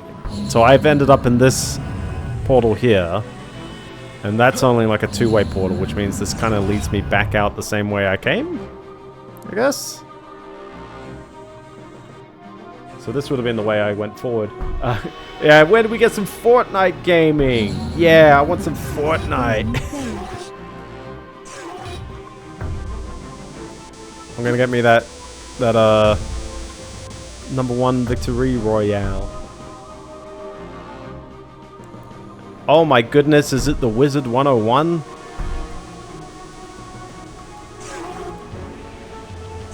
I'm just like constantly running in loops on this level now. I'm like, the enemies are dead. And now I'm wandering around this way. Going...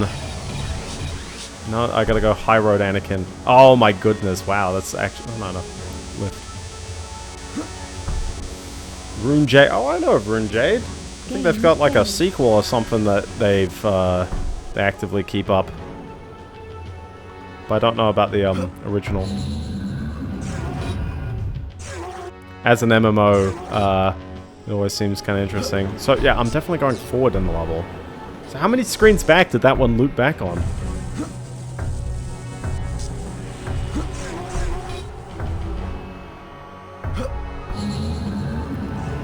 Maybe. Yeah.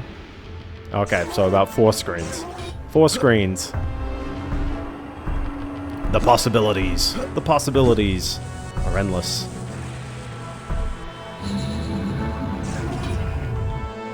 Okay, don't wander in the same direction I did. There's absolutely nothing in that direction. Hello.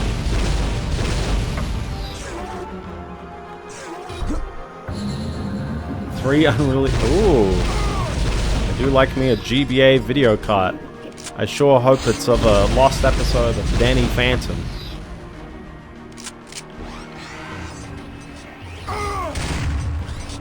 Hold on, I need to bore this guy's head out. Get him! Yeah!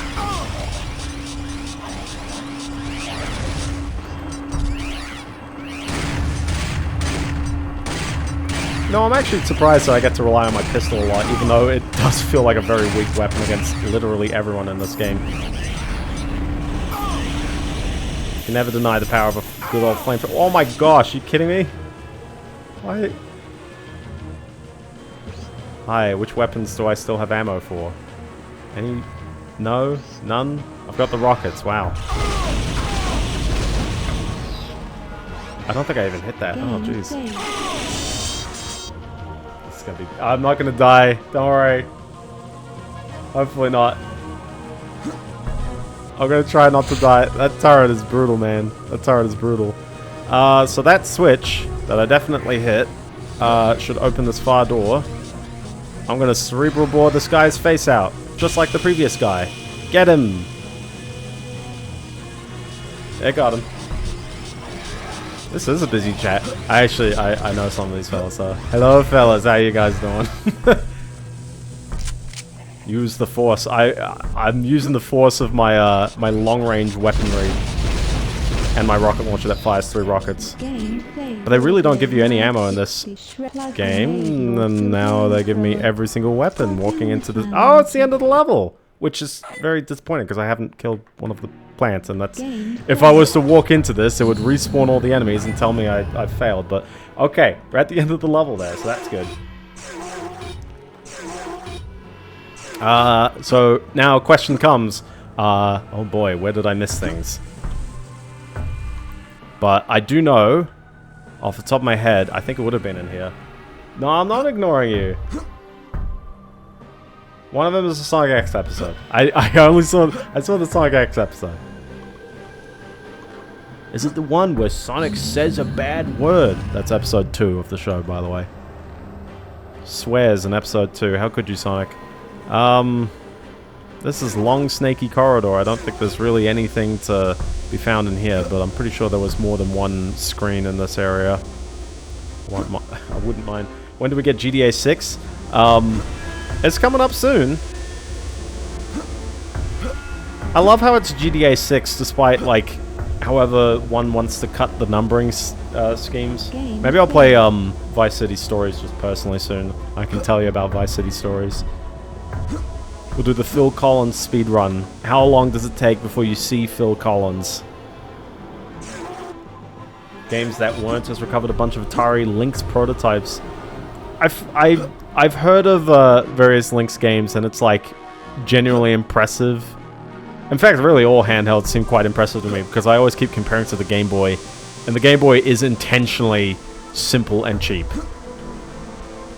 It's great for its price point at the end of the day, but it's like, yeah, you know, it's kind of weird that, like, we always could do color, and we just didn't, because it was cheap. Until 1998. Monster Demolition. I zoomed out so hard on this map, oh my goodness. Maybe I should have gone in the other way. I should call it GTA 6, maybe. Maybe they should. GTA Vice. I mean, isn't it in Vice City? They're gonna do that with the title, aren't they? They're gonna, like, pop the CE afterwards.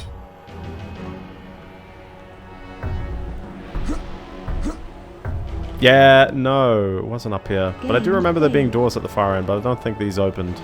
They're just there for show. They really gotta stop doing these, like...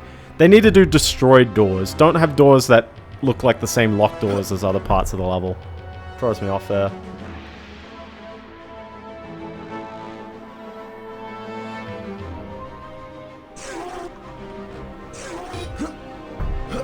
There's my loose cerebral bore. You know, just casually chilling out and about. Don't need to worry about anything in this room. I think this was just the reactor to the side, right? Yeah. And they had lasers down below. So nothing to see, nothing to do. That room's done, which means not this place. Yeah, I'm trying to find that part with the invisible platforms. But I'm not too sure if the invisible platforms is part of the main level objective, which for reference, I still haven't finished level 5 technically. Just remember that one. But we've done both on this side.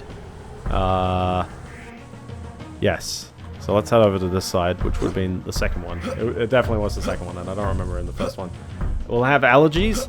I think it'll have nuts. I'm not too sure about the other ones. Localizing the M2 compilation game, Toa Plan Arcade Garage Flying Fire Shark. I assume by Flying Fire Shark it's a plane, not a real shark that's on fire. And if it is a real shark that's on fire, someone's got to put that thing out, you know. Definitely, I have been there, so we don't need to worry about that.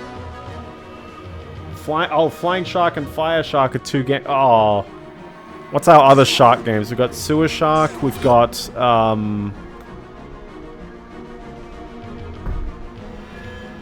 this was just one of those checkpoint stations, right? Yeah. I would imagine if your game is just named after a year, it's a shmup. Unfortunately, these air vents are not swimming. Also, why do I guess aliens probably need some kind of ventilation, but... Strong vents, I tell ya. Game saved. Can I just do this as straight... Oh, the worst of both worlds, right there. Shark Tail. Yeah, true, Shark Tail. 8 lives remaining. Shark Tail counts. I wonder if I could just make that jump. Probably not from this angle, though. I'm venting. I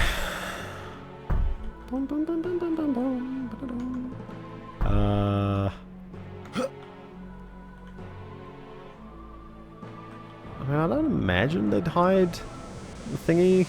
Listen, I'm gonna cheat. I'm sorry, but... I'm sorry. I need my hints on now. I swear it was in this room, though. Or this, wing of the level.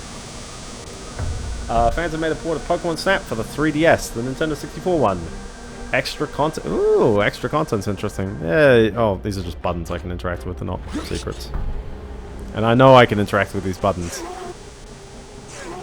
Oh yeah, it was this room. Okay. Don't need it. Don't need the hints anymore. Turn that stuff off. It never existed. Look at that! Platforms. And by platforms, I mean just literal just roads. This is the road, the dinosaur hunter among us.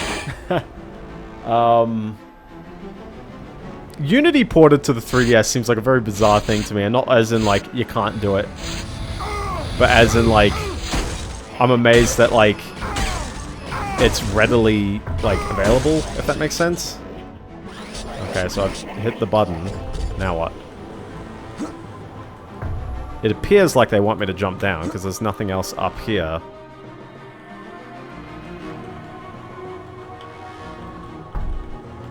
That definitely activated, right? Hopefully. Game saved. I mean, the 3DS is a very neat system, and I think it's held back more by its output resolution more than anything else, and maybe power. because it's weird as well. I feel like if it's a game designed for the new 3DS kind of system, probably be quite good. Okay, so what does activating that do? Like, where would that go? Game saved. Not in the next room, right? Because this would be... I mean, this is another area. I'm not leading back to the central room just yet. But I don't think there's anything in here unless this door just magically opened up. That's not really a door, though, but... Seems weird. Seems weird. I'll say I'm lost, but I'm not quite lost just yet. But they keep showing me blips, and it's just all the things I can interact with to open doors.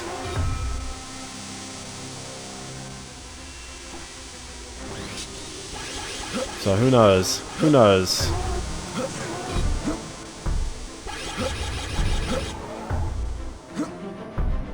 I'm surprised that the enemies aren't, like, aggressively respawning on me. This looks like a swimming area, and I just never investigated. Yaba Sanshiro. It's got tall... Are these both secret areas? I guess so. Hey, if you were looking for secrets, there you go. There's two of them. Right then and there. And nothing else, so... Makes sense that I'm just inferring out of that. That's interesting that they teach you about the lasers.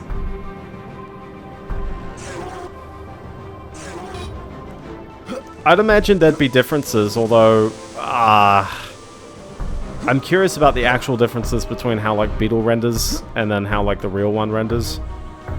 Have I played a Saturn game on stream? I don't think I have. Right? Not yet. And now we're back to the beginning. So...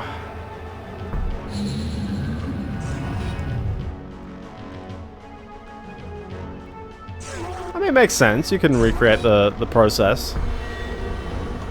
And obviously this doesn't really go anywhere. It's just kind of a ledge here. Which activates stuff, but it just activates this door. So, where does that switch lead me then? And there's nothing up there.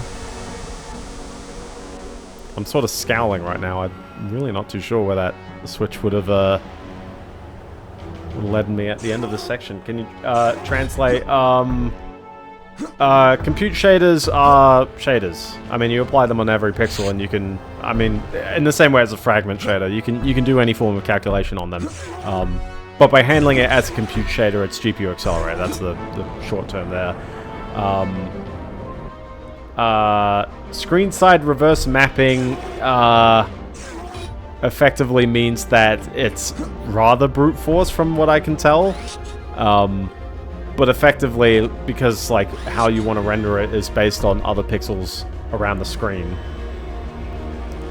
Unless they're referring to reverse as in like it's back to front. But an output HD pixel, it places... Yeah, this is me wandering back, and this just gets there, so nothing there.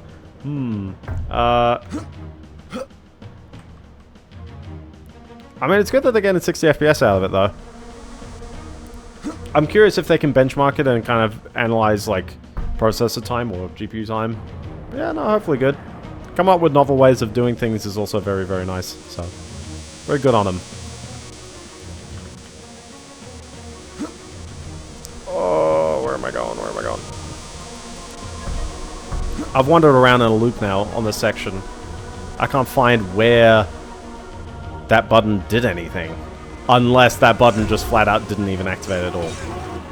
Like, I stood right next to it and it was like, no, not doing anything. But like, I don't know, I don't see anything other than this weird drop of coins here.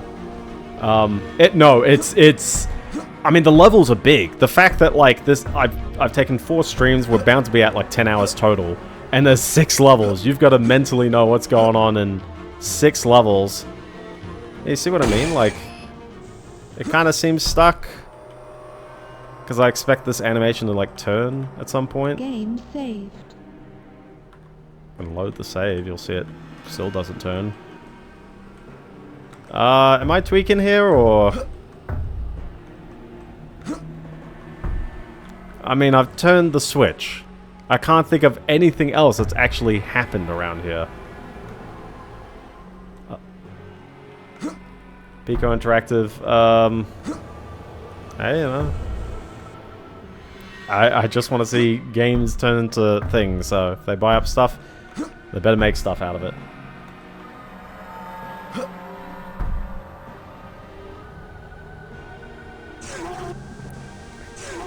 They stopped at 7. They got majority shareholder of the franchise. I have no clue where this thing activated. You see what I mean? All of these levers should be sideways. So why is this one not sideways? I'm walking right up to it. You've seen me walk right up to it. I'm just going to do it one more time. Also, if anyone's curious, please look it up and tell me, because I'm actually, like, not saying I'm pressed for time. I'm going to try and finish this stream. Hopefully we don't go on for another hour. Because, like, we should be at the end of this level. Like, this level should be over right now. Oh, now it turned. Hold on, what? No, it's always been turned. It's always been turned. It's always vertical. And then it turned. So again, what did this open? No, we're not cheating. Okay, no cheats today. But like, what did I just open? What was the point?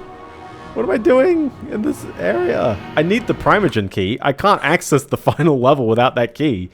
Never mind the other thing I haven't done as well, so...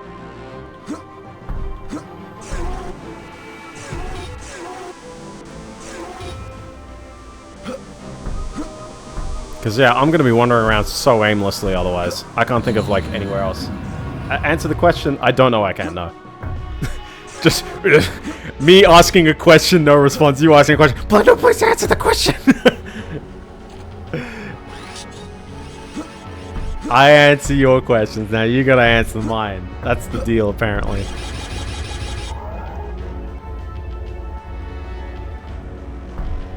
I'm going nuts. I'm going nuts. Someone's gotta look this one up for me, or else I'm pausing. I'm doing this. I don't know. We're only pressed for time. Listen, we're only pressed for time while I can't figure out... Sorry, while I figure out things. If I have no idea what I'm doing, then we've got all the time in the world. Because I'm not ending at 2:30. I want to get this... I want to finish this game, man. We're so close. Alright. Listen, I'm pausing. I'm looking this one up, man. Alright. I have the chat completely disappeared, so no one say anything hilarious to me. About as powerful as the SNES. Okay. Turok 2. Primogen key locations. I'm specifically looking that one up, although I'm missing the other, like, thingy. YouTube.com? Sure. Please don't play audio really loud video. He doesn't have bookmarks, so I'm hoping for the best on this one. Where is he going? I think he's in this... No,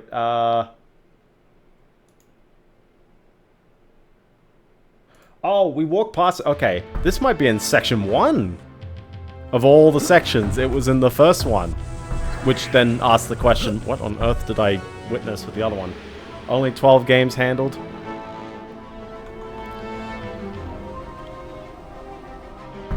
Alright, so, you'll see what I mean in section 1. Although it says Primogen key 5 in this guy's video, so maybe I am just looking at the wrong part, but... This part looked familiar.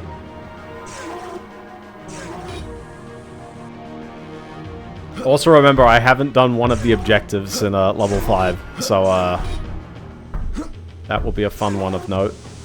Because I haven't done the tower thing at the end, but I hope that it's just the thing. Oh yeah, listen, I mean, I might as well just say some actual reviewy kinds of stuff about this game, but oh my goodness, yes, there are so many corridors that look the same. The original Turok is just as guilty. I think this one is a tad better in the sense that there's a, like, you see what I mean? It's like clearly some of these rooms are meant to stitch together, and sometimes they just put them next to each other. There you go, call it a day. It's very neat, because obviously you can build the scale of levels you know, for a Nintendo 64 game. I think it's genuinely quite impressive what they're able to pull off. And I think that they've done a bit better in not having the same kind of wonky platform design that they had in the first game. Like, whatever platforming that they had, it's pretty minor. It's pretty mild. Still exists, but you know what I mean there. I love the weapon variety. Like, I'm continually bouncing between various tools and even kind of using some of the old ones, except the stun gun, I swear. I'm never going to use that. Or, the trank rifle, really? Oh, yeah, that's the worst part. I could have warped to this one. But no, the thing I was thinking of is that you can obviously tell that this door exists to go into a room, but I can't go into it. And there's this whooshy right here, and I clearly should be able to end up in there. But I can't, because there's no whooshy. So there's something a bit weird, but there's something in there. 8 lives remaining. Yeah, I won't say it's... You get lost as easily in Dinosaur Hunter in the first game.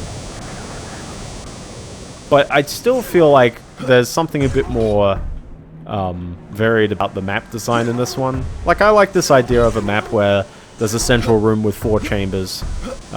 If anything, I think people probably hate level 4 the most because the caves keep sort of going, they're undulating.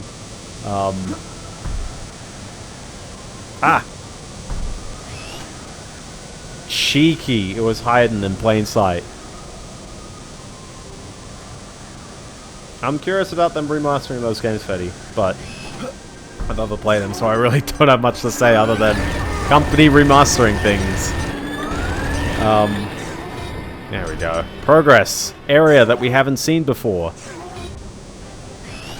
And another area that we haven't seen before.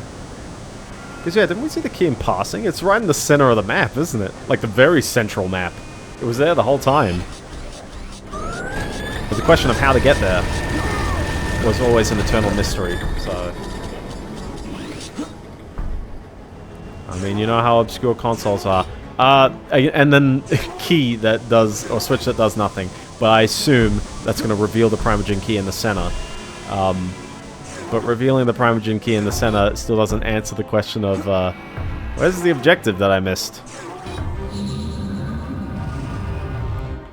Because, yeah, this is going to lead back to the central map. And now this reveals the Primogen key. Where's the thing that I missed? Primogen key found.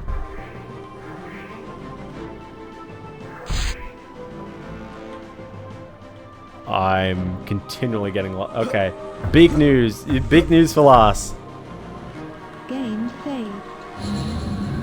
I love this, like, mission fail just right there. That was the same portal I just went in, by the way. That was the entrance portal. But yeah. Oh, boy. Game saved. I don't remember the, I found all 4 secrets as well. The fact that I can't even find the biggest gate. Yeah, there's a bunch of Chinese games that are legit, like, awesome. And the language barrier and also the platform barrier and the release barrier is just, like, not really a good opportunity to witness them, I guess. I think those corridors are for show. The Super Game!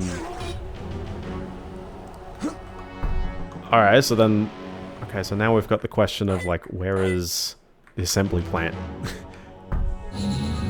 I think I wandered through all this with the thingy on. And I mean, this one is... I mean, that's just a switch, but, like... Did this area have the assembly plant? Was it at the end here? No, that's just a bit of it. They're reviving them old franchises. Hopefully not in the same way that Atari is reviving old franchises. They published this game, though, didn't they? I feel like that, again, I feel like that Atari publish came later. Like, just Atari is like, we want to buy back Turok. And then they did. You see what I mean? Like, this feels like an assembly plant. So, is there something I can do? I mean, there's even, like, things there. Although, I've changed that to blue, which is... Is this computer? Assembly plant computer. Okay. Do we just... destroyed. You know, sometimes the simplest problems require the simplest solutions. Listen, I'm just saying the other assembly plants did not involve shooting. That one was unique. Forgive me for not trying shooting.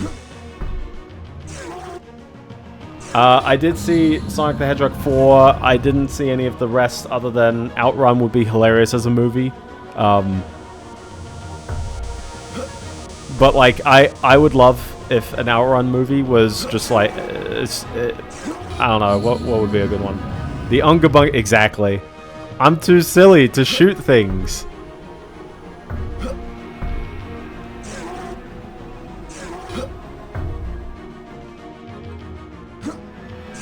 Listen, I don't need yellow paint, but I kind of need yellow paint sometimes. Sometimes I do wander around forever. But give people infinite time, they will figure things out. The reason why I always sound so impatient, and I always cite this in whenever I play Pokemon as well. The reason why I always struggle in Pokemon is because I'm very impatient because I want to be, like, done in a good time on stream, and it's mostly because I wake up too early in the morning. So every time, like right now it's 11:06 p.m. and every time I've ever done a stream that gets close to midnight, I'm always so dead in the next morning. Woo!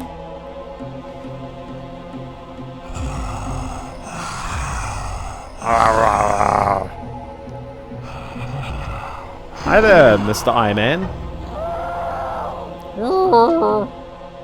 He seems cute.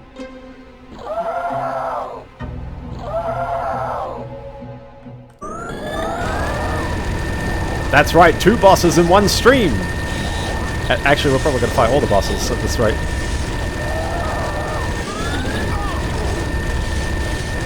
I'm sorry about your one arm, but it's in a very easy spot for me to keep hitting. Oh, never mind. We're going the other way. Can I keep going the other way? Yes. You know, this would kind of be painful in the Nintendo 64, but right now, with a mouse and keyboard, it's actually not too bad. There you go, that wasn't too bad.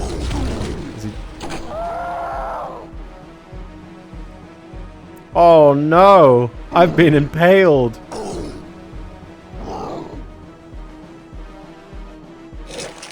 Oh! Fun fact, did you know humans can do this as well if you cut off their arms? Please don't try that. I am the great mighty feces. Feces? Fetus, but sure.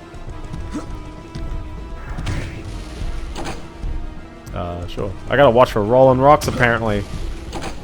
Whoa, he's swinging! He's swinging! Oh, he's sucking! He's sucking me in! He's unfortunately weak to explosions. Oh no, I've broken his arms again. Uh-oh. That's a bit more than last time.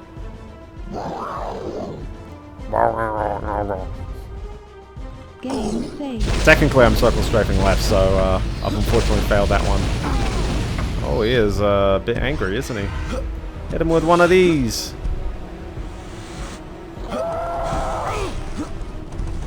This thing really doesn't do that much, does it? Does anything do anything? Is it cerebral bore time? Oh my gosh, he's kind of just hitting me with anything. Oh, now...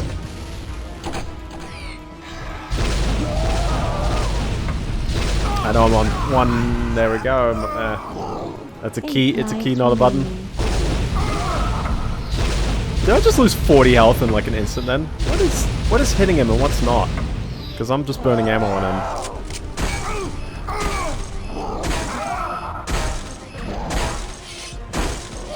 The tentacles? The tentacles. Okay, the tentacles. Okay, good to know. Good to know. I swear I was kind of hitting the tentacles, but I wasn't too sure. Oh gosh. Well, it's less probable relief to leave and more just like, oh, I just want to finish the game at this rate. Oh my gosh, he is aggressive, isn't he? 8 lives remaining. I think I can like bounce this underneath them and it hits the back. Maybe.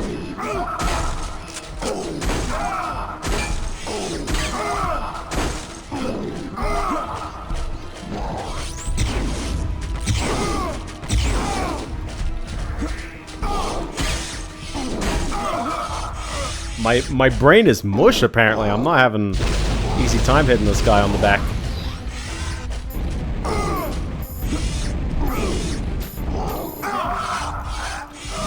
I'm just burning lives away, apparently. Listen, we could go with a nuke, I guess. THX! I mean, it killed those things, but do you see how little it did to his health?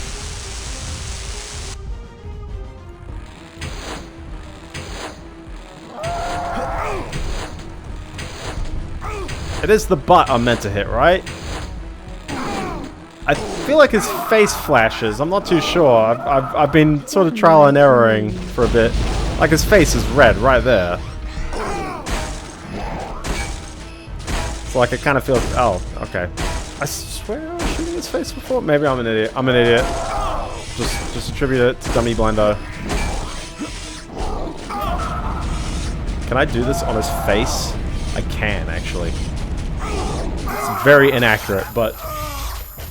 8 lives remaining. No Adobe account. You don't need no Adobe. There's something very liberating once you don't have to pay for Adobe.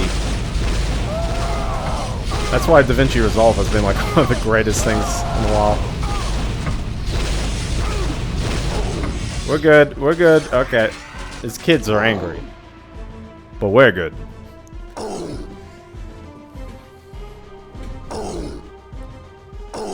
I mean, I don't hate... Oh my gosh, by the way. You thought this boss fight was over? No, he's just gonna... fade.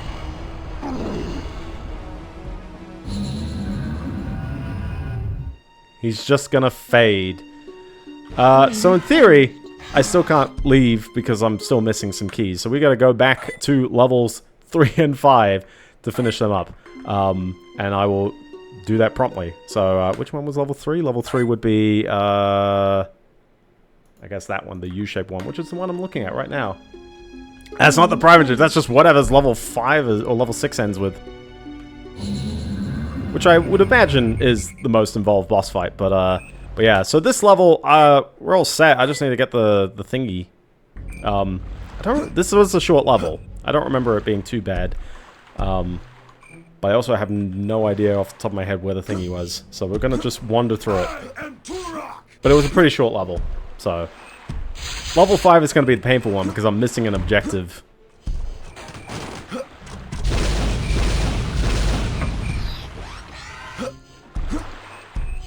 Unless someone knows where the Primogen key is and I can... Someone knows where the Primogen key... Bro, I've got the video open right now. Just glance at the video instead of backtracking through the entire level. How about that? What level is he in right now? He is currently in the dark. I cannot tell where he is chilling. That's level 4. Okay. Go back a tad. He is warped to Death Marshes 3. Maybe that would help. So, how about let's find a warp. And then let's just warp to Death Marshes 3 when I can. And there's secrets up the wazoo in this level as well, but... and Fetty, you're gonna yell at me if I don't have the chat open, so there you go. I do wonder, like, making GIMP... Because, I mean, I've used GIMP for ages, and it's like, there's only so many things that it has that... You know, before it's like, yeah, no, only Photoshop has, like, the puppet morph and the content aware deletion and all that stuff. So, I mean, it really depends on how much you want to get out of it. And if it's the layout, I mean, it's nice. I don't think people have always been the biggest fan of GIMP's layout by default.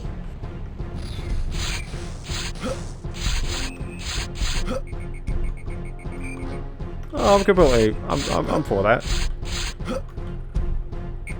This feels like I'm about to wander into a secret, but I'm actually really blanking out on where the... oh no, this was where the end was. Was it this one? Well, we'll see in a moment. No, it wasn't that one. It was the one next to it. It's for the big enemies. They got big arms.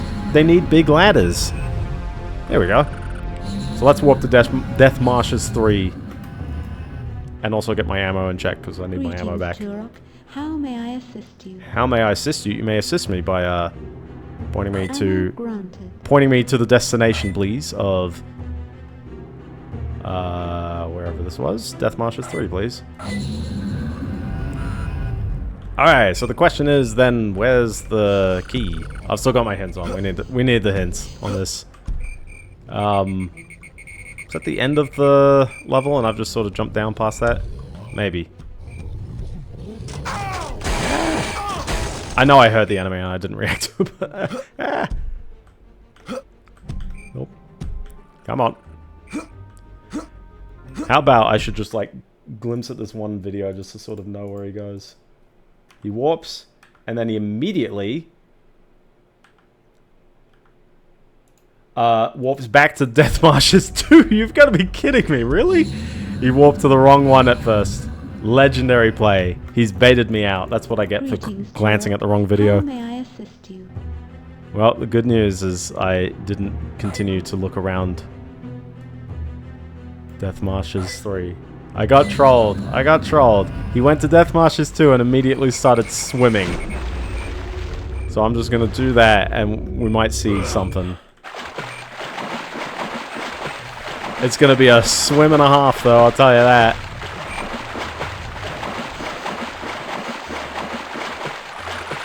Two and a half years is a long amount of time to not report the passing. Especially if you're the head of a company. Puzzloop. But this seems like a prime area to hide a goodie, isn't it?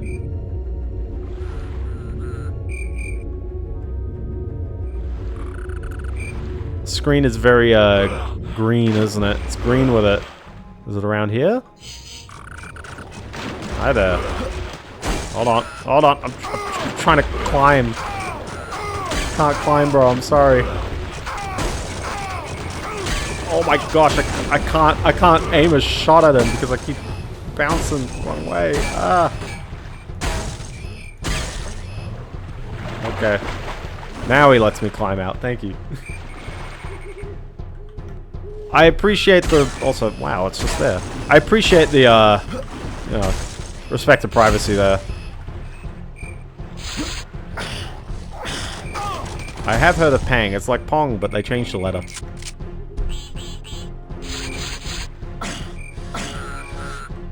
Primogen key found. You know, that wasn't that bad, I guess. Ultra health. The Ultra Health is nice. Well, okay, that's easy enough for level 3. Level 5 is the only level I need to go back to now. Unless, well, not unless. I'm not doing it, Fetty. I'm not going back for the secrets. There's too many of them. We're gonna be here for ages otherwise. Exercise of the reader. But you know, I dig this game. I definitely think, oh boy, the level design. But you know what? There's a charm in that.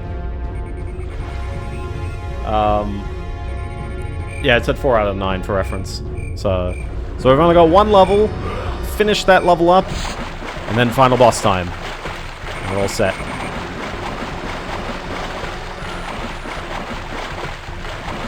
And then I can rest easy knowing full well that I finished Turok 2 without needing a bonus episode. Now, unfortunately for me, I don't know where, like, I can look up where the Primogen key is, but I can't exactly look up where the objective that I'm missing is, other than going through all 3 of them, or however many there are. So let's just go to, let's cut to the video and we'll see what he does. Maze level. Hive breeding. Oh, yeah, it was right at the end, wasn't it? Yeah. 60 hours, 4 hours content. Fortunately, it's not 60 hours, but yeah. I mean, I definitely say that this game, you know, most of its length is because of the somewhat repetitive levels. Hold on, so this is... Yeah, this is the last map. So I just have to make sure I'm keeping up. So I know I have to be up there eventually. But I believe that's after the platforms. Also rip! Very rip. And I know all these enemies keep respawning every time I go in and out of the maps as well, so that gets kind of annoying.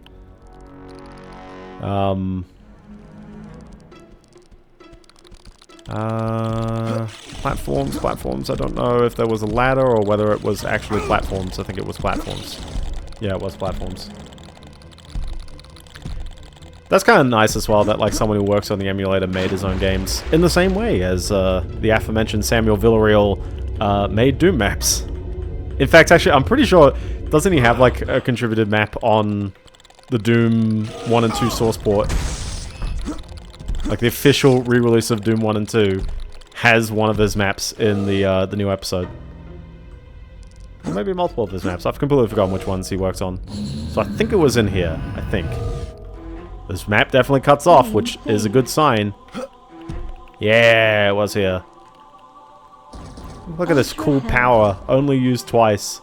The lava one, I can't even think of an actual use of the lava power. Never got used. Yeah, it was just here. Well, that's simple enough. Unfortunately for me, Queen Embryos, 2 out of 3. So we're gonna have to backpedal through this level a bit. Actually, I could look this up while I'm at it. Turok 2 Queen Embryos. Listen, I am gonna be here for ages if I'm not looking this stuff up. Okay, listen, I got this like low res map. It's so low res. All the news, we have newsed out.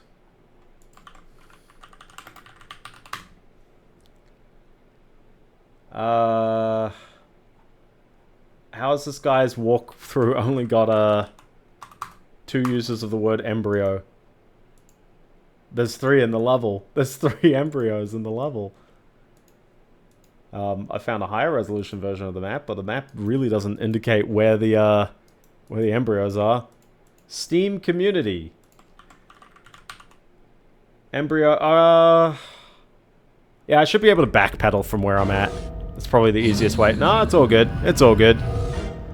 It's all good. So thank you to, I'm gonna credit this guy's guide. This is Valden on Steam. Team Turok 2, Seeds of Evil. He's put an extra E in evil. Quick reference guide. God tier, he has listed map numbers, or letters rather, A, B, C, D, you know, which maps exit to which other maps, which maps have the keys, major item locations, let's not walk to the end just yet, as well as also the main objectives. Thank you, my man, it makes it easy to follow. Yeah, chat about what games you've been playing. I just said I've been playing Xenoblade X, and I'm still on the fence. It's got like a 4.1 on backlogs for this version of the game, and I'm like, it's still a 3 for me. I don't know. It doesn't quite click the right way as the main Xenoblade Chronicles, nor the highs I've felt of Xenosaga 1 and particularly 3. It's not to say it's not an enjoyable game, and I'm sort of liking... Hey, you done your 100cc. Very nice. Now you gotta put some hairs on your chest with a 150. No 200 in that game. I'm really feeling it. That's the regular Xenoblade, not Xenoblade X. So yeah, so the first embryo is on this map, and I'm very certain like there's no way I would have wandered past it unless this is the side map, and I have. Yeah, there's no way I would have wandered past this. You know what's kind of cool? Everything you've destroyed stays destroyed. Like, yeah, there's a bunch of enemy spawns that always respawn, but I'm surprised at how many enemy spawns are like, no, we track the enemies.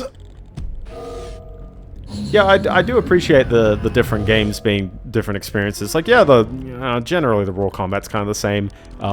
Coming back after Xenoblade or Xenosaga and Xenogears, I have a newfound appreciation for the skulls. but I can't remember at all how I operated the skulls when I played the game at first. I would definitely know once you get late game flying ability, you will use them a lot, but until then, I don't know how much I use them. Super Paper Mario, ooh, very nice. Which one's Chapter 4? Chapter 3 is the one with slave labor. Is Chapter 4 the one that ends in the nerd fight? Greetings, Turok. Might as well get ammo and health while I'm here. Oh, Labor's Chapter 2. Ah. It's been, like, Ammo granted. ages since I've played. Health Listen, there are granted. some... Ah, okay, okay. I knew they happened back to back, but I've forgotten where we were at, so... Which one was Chapter 4? I remember the classic, like, Pit of 100 Trials, but I think that's Chapter 5.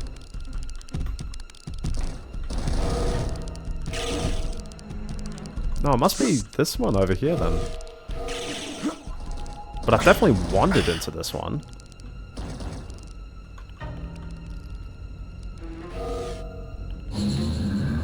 Space! Yeah, no, not only did I definitely wander into this one, it's literally the back of... the back of the other one, aka where I came from. So, across from here. I get it. Up there. But how do you get up there? How, Emo? How? And also this room. Which I just proceeded to skip for some reason. This feels like one of the ones I did go in, but there is... like, these kind of ledges up there, which raise suspicion. But I'm very certain I went in here. And I exploded the thingy, right?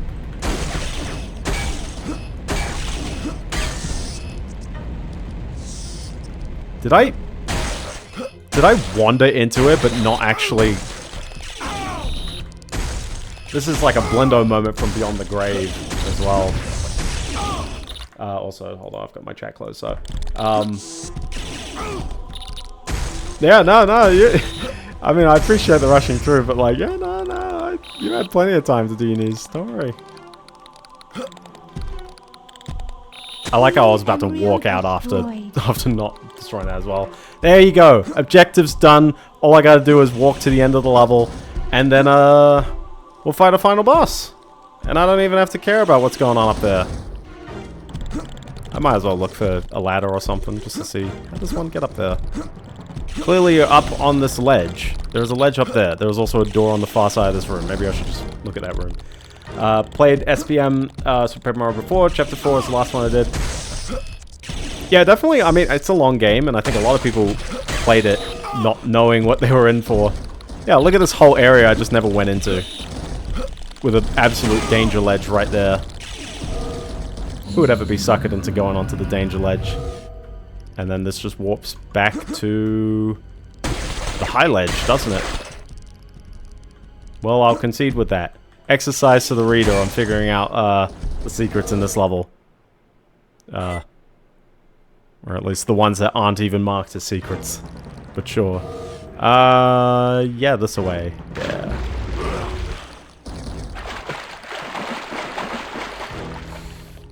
But no, this is a solid remaster. Oh, sorry, this is a great remaster, I should say, of a really solid game. I haven't played Turok 3 for reference.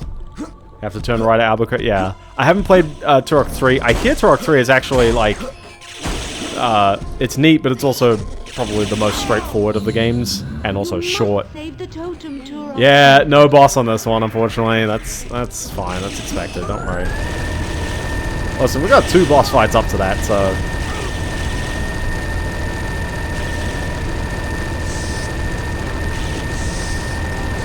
These guys are very tanky of that thing there, aren't they?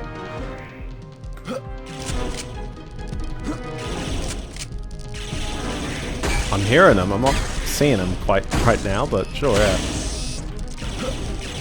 I think so, but I think there were 3 in the first game. So, yeah, what? He can't even hit that from there, but it's counting as a hit. Sure, okay. Mission accomplished. There we go. There we go. It feels so satisfying to be done with all of that now, though. Oh, I might have lied. Yeah. Yeah, I might have lied. This is a level 5 boss fight. What are the odds that I didn't do any of these until this last stream? That's the fun part about being able to finish the levels in whatever order. Less a lie and more like, you should be mocking me for the fact that I didn't find that egg despite not needing the power-up at all to do it. It did seem odd to me. I was like, how come I need the ability from the previous level? Or from the next level, rather. Oh my gosh, what's the flamethrower? There you go. Listen, it's perfect flamethrower bait right there.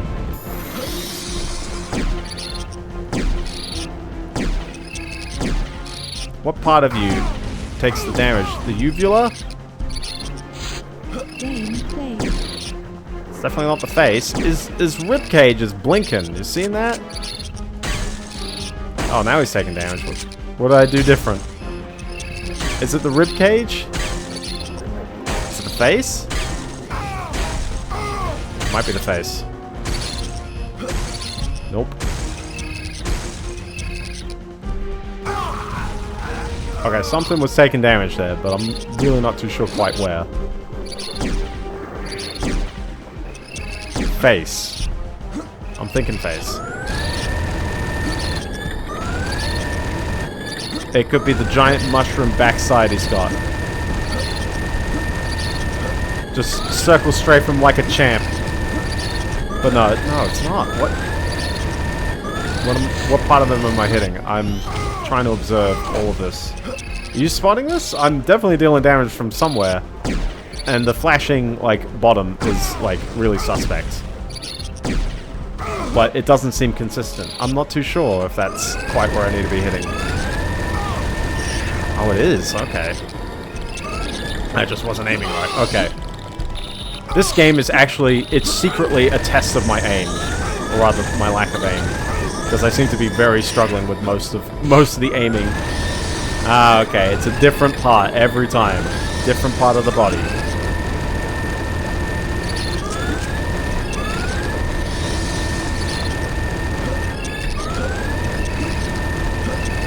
The circle strafing is absolutely good fun, though. There's something really satisfying about actually besting the enemies, like, little turning circle like that.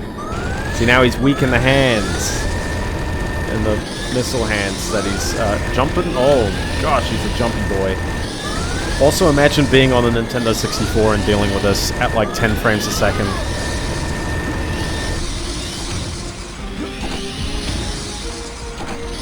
Alright, what is a good weapon to hit this with? Shotgun? Kinda? Maybe? It's very hard to hit him with this. I think I might just go back to flamethrower. Maybe? He doesn't really have a better idea than this one attack, does he?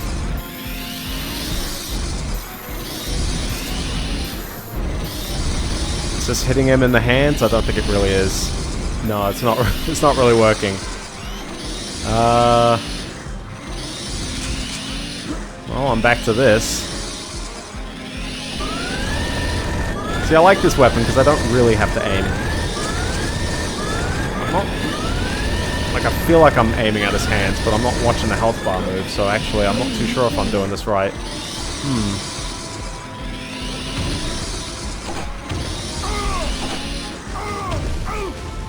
The secret is for him to stop jumping, I guess? Is that it? Maybe? This is my trial and error. This is all my dark side filled moment. One of the two. Also, isn't it weird that his health bar comes entirely back after you load a save?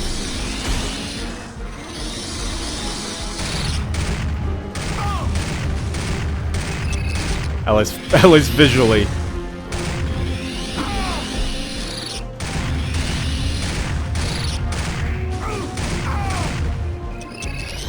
It's funny how accurate shots can mean all the difference in the world. Listen, this is what my lives are for. No more hands. What are you gonna do, biscuit dough hands, man? Was that it? Oh.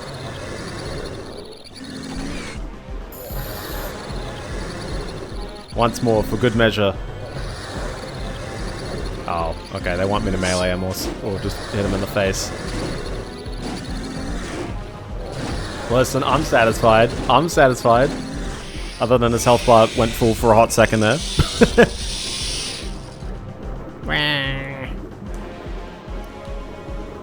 This is more like a Turok lizard hunter. Actually, it's less a lizard. I don't even know, man. Proper alien right there. So here we go. This is it. The inventory is complete. The whole game is Dunskies. We've just got to fight one last big bad by putting all these pieces in the center. Giant enemy crab. I hope it's a giant enemy crab. Unlike that guy was kind of crab-like, to be fair. He's a bit scorpion-like, which is kind of crab-adjacent when you think about it. This is obviously the safest thing to be jumping into.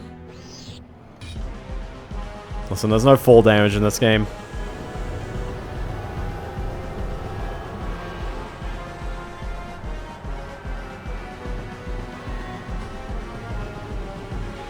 Oh my goodness.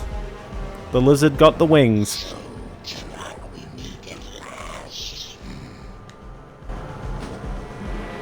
Yeah, sure, yeah. I think you'll find I'm well prepared. I mean, you know, by this point in the game, I'm hoping I'm well prepared. And it's an even fight, you know?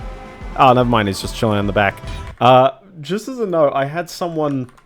I was looking up things ahead, and I didn't prep myself on this. I saw someone say there's like 3 endings. I just want to like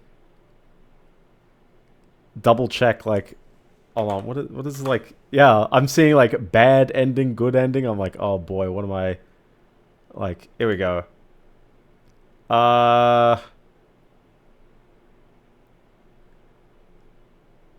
Okay.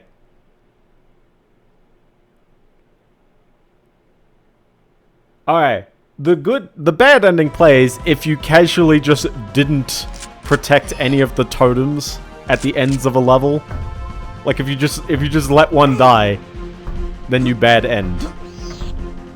So I'm not going to experience that. You can look that up. Exercise to the reader. Look at these bombs that conveniently have radioactive symbol. Oh my gosh, jeez. That's how physics works. Listen, at least they're nice enough to respawn things at various points. Am I meant to shoot? Nope, not yet. Not yet. Now I'm meant to shoot airborne targets.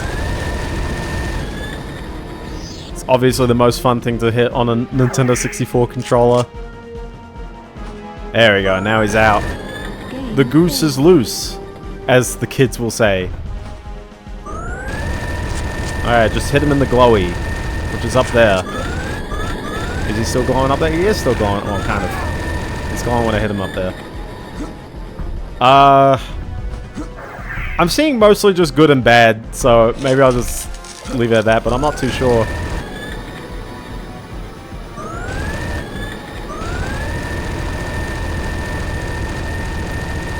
I was like, is this something that should be interrupted? And that's a maybe.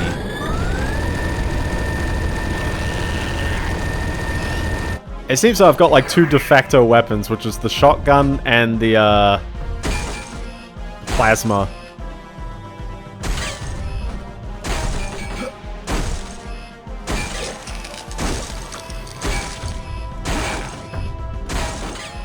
Come on, it's got one tiny little one there.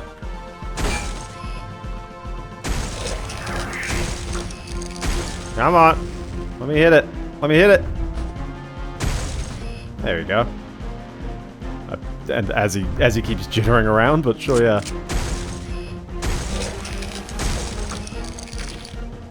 Here's Dunskies, I think. And by Dunskies, I mean, you know how that other bot... Where did all my pickups go? There you go. Getting rid of my pickups on me. How could they? That's right, only 30 plasma rounds. They've been a bit scrimpy on me.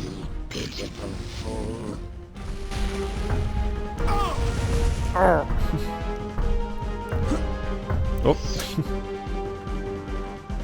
Game He failed. really likes just hiding things from me, doesn't he?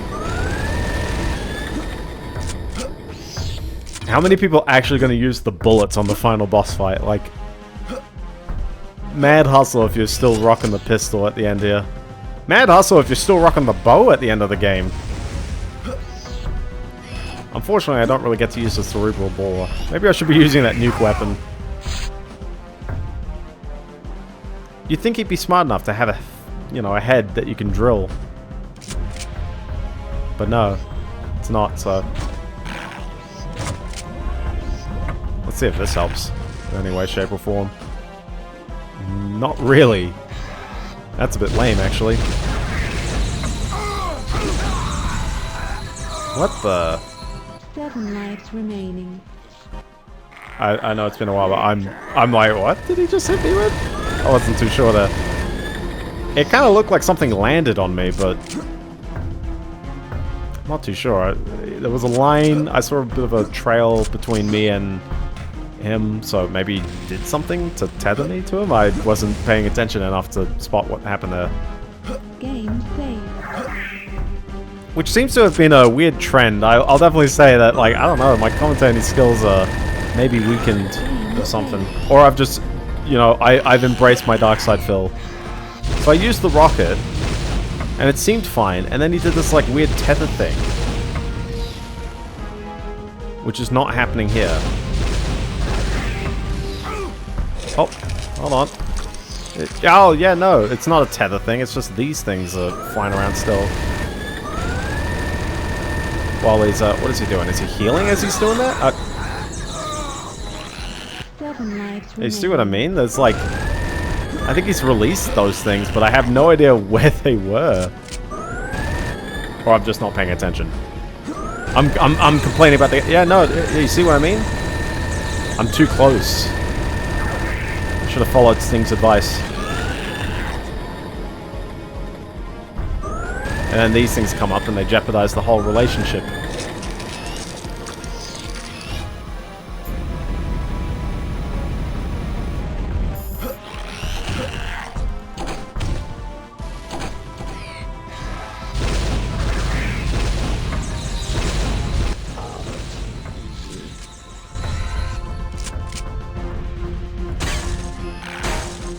Where's his arm? What's the part that I hit right now?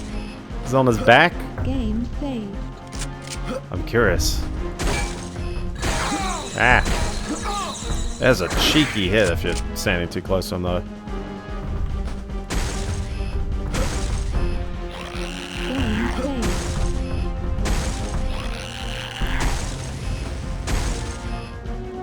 Yeah, I'm really not too sure what body part I'm hitting. The plasma just seems to be doing its wonders right now, so... Well, sometimes.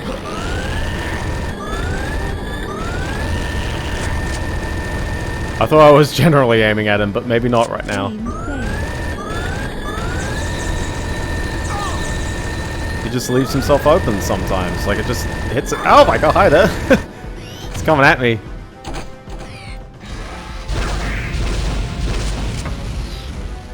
Ah! Game saved. He's like, I'm coming! Can someone do the, like, gif of that? Where they've got, like, white borders? Oh, he's coming for me. He got, like, the white borders, and then he, like, comes over the white borders. Is he technically on, like, no health right now? But he's still in the zone?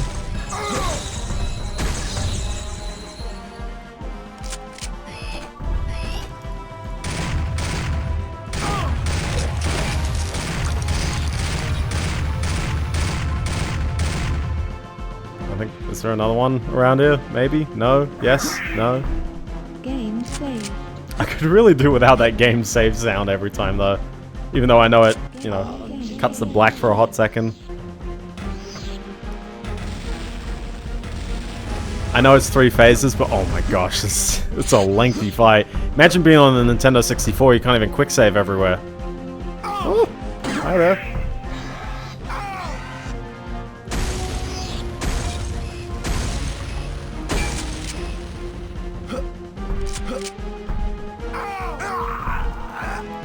They're really brutal, these things, though, aren't they?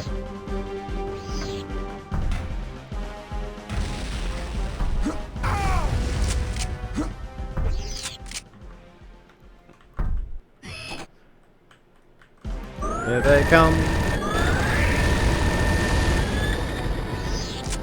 I say they're really brutal, but it's like, well, you know, the one rapid-fire weapon does the job. You know what's kind of weird about this game? There's no, like, assault rifle or anything. And not to say that, like, every game needs an assault rifle, but, like, that was a bit more of a staple weapon in the first game, wasn't it? Those feelings again. Oh, maybe.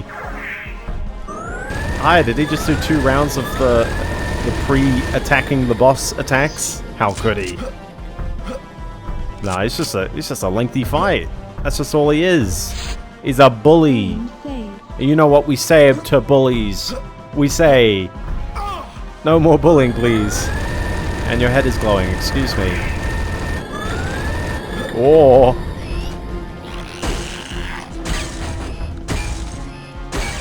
Whoa. So now it's about standing a bit close to, but not too close, otherwise it's going to do that to me all the time. Gosh, the explosive shotgun rounds are actually insane, though, I'll tell you that. Is that game set and match? Are we done, skis?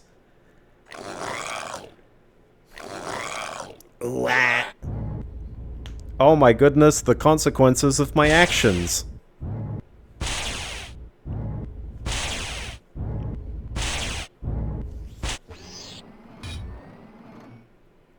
What do you mean I failed to destroy any of these things throughout the game? No!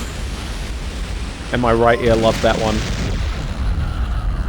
Yeah, that nuke weapon really didn't get much love from me, did it? Unfortunately, I wanted to use that cerebral bore a bit more, but nope. Shotgun. Never doubt the power of the shotgun. Well, hopefully you can see that bit of extra time was necessary. Destroyed, Turok. The combined energy from the totems has shattered his body and destroyed the last traces of his telepathic powers. The Omniverse is in your debt. Yeah, not just the universe. It's as the Omniverse. But not the multiverse. That's a trademark term. With the Primogen. Its form eluded me. While I searched, a feeling of dread washed over me. A feeling unlike any that I have ever experienced. There is a natural balance in the cosmos between that which we define as good and that which we know as evil. Light and dark, order and chaos. Sure. Although I have been unable to gain any specific knowledge of this being, its energy signature feels as if it exists beyond either fundamental force. And one other thing, Joshua. Each time I scanned this entity's signature, I also detected the energies of the Turok. I love the sequel bait. Whatever it is, your ancestors have dealt with it before. Well, that's comforting, actually. When you think about it. Maybe. And that's it! We're done. That is Turok 2, Seeds of Evil. What were the seeds? I'm not too sure, but they were evil, I guess. Samuel Villarreal, my man, every time. The evil has been seeded, yes. I always single him out as, I mean, lead engine program is a big one, but like, yeah, I mean, there's a bunch of people who work on these remasters and not just him, so. And I'm glad that his engine is so flexible enough that it gets to be used in all these projects. So I will continue to gush about that one. But yeah, no, I really say Kex. Kexy, yes. Hey, he gets to be top of this list at least. He still gets the lead program on this one. But yeah, no, I think this one's a really solid release still. I think the weapon roster is absolutely nuts, though. It's a crazy amount of weapons in this game. Even if, also, thank you. Look at that. It was him all along. He helped out. But no, yeah, like the levels are labyrinthian as heck.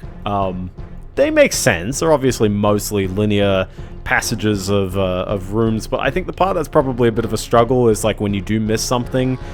In the case of, say, level 5 there, where you had the 3 eggs all at the end of the level, but, like, you don't really know that.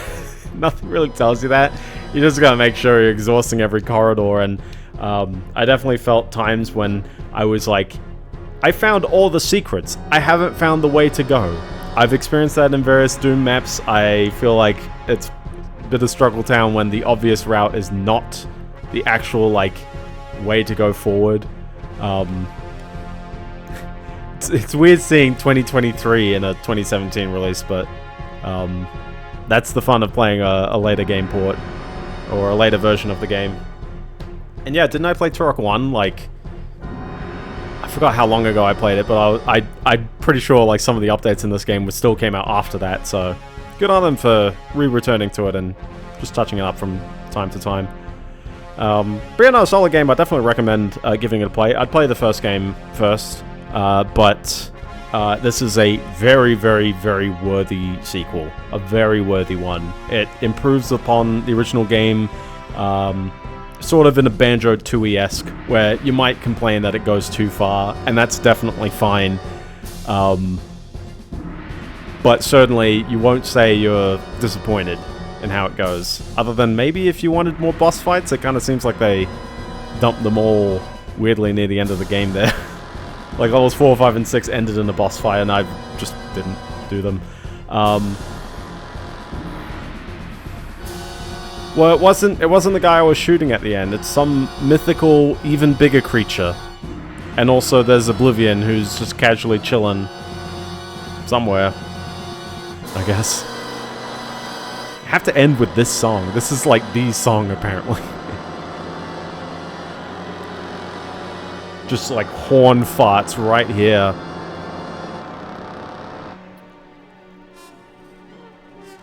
Unfortunately, I think the song is going to loop on us. I'm actually curious what this song sounds like on the Nintendo 64. Whether they sampled the horns. I'm curious. But it does seem like a very impressive game to somehow cram onto the Nintendo 64, and I'm curious about which things were enhanced for the remaster and which ones were just, I guess like they're just there, you know? They were in the game. Viper. Did you get the right number of M's? There were 7. I think you did, actually, yeah. Gotta love development babies. Always good fun.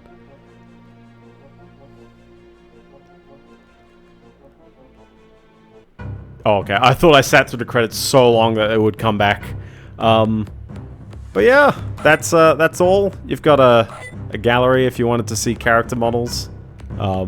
I don't think there's any you haven't seen, but it's good fun that there's that many enemies in the game. I liked how every level had its own kinds of enemies and challenges, and even though some of them, like the turrets, were kind of annoying, especially in level 5. I think they were actually incredibly annoying compared to the level 6 ones.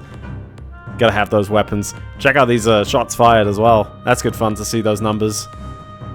Now you can see how little I use the grenades. Little harpoon gun. But yeah, no, it's good fun there. But yeah, other than that, that's Turok 2. Definitely, yeah, give it a go, give it a playthrough. It's great fun. So, anyways, with that, we have definitely beaten midnight by 7 minutes. So, I would like to thank you so very, very much for watching. If you enjoyed the stream or you didn't enjoy it, that's fine. You can follow on Twitch, although it seems that everyone did. So, thank you everyone for following. Of course, always check out the YouTube, where there's a VOD at some point afterwards. You can check the Fediverse for any fun takes, should I say anything there. And yeah, other than that, I will take my respite, basically. Have my sleep, and we'll play something new next week, I guess. Something new and fun and interesting. This game was fun and interesting in its own way. Yeah, good sleep, yes, exactly. I get 6 hours of sleep, and then I do it all over again next week. Lazy title? It's not the movie, it's the Weird Al song that's kind of about the movie. It's a jamming song, I'll tell you that. Even though I know it's a cover, but... Alright, have a good one, fellas. Peace!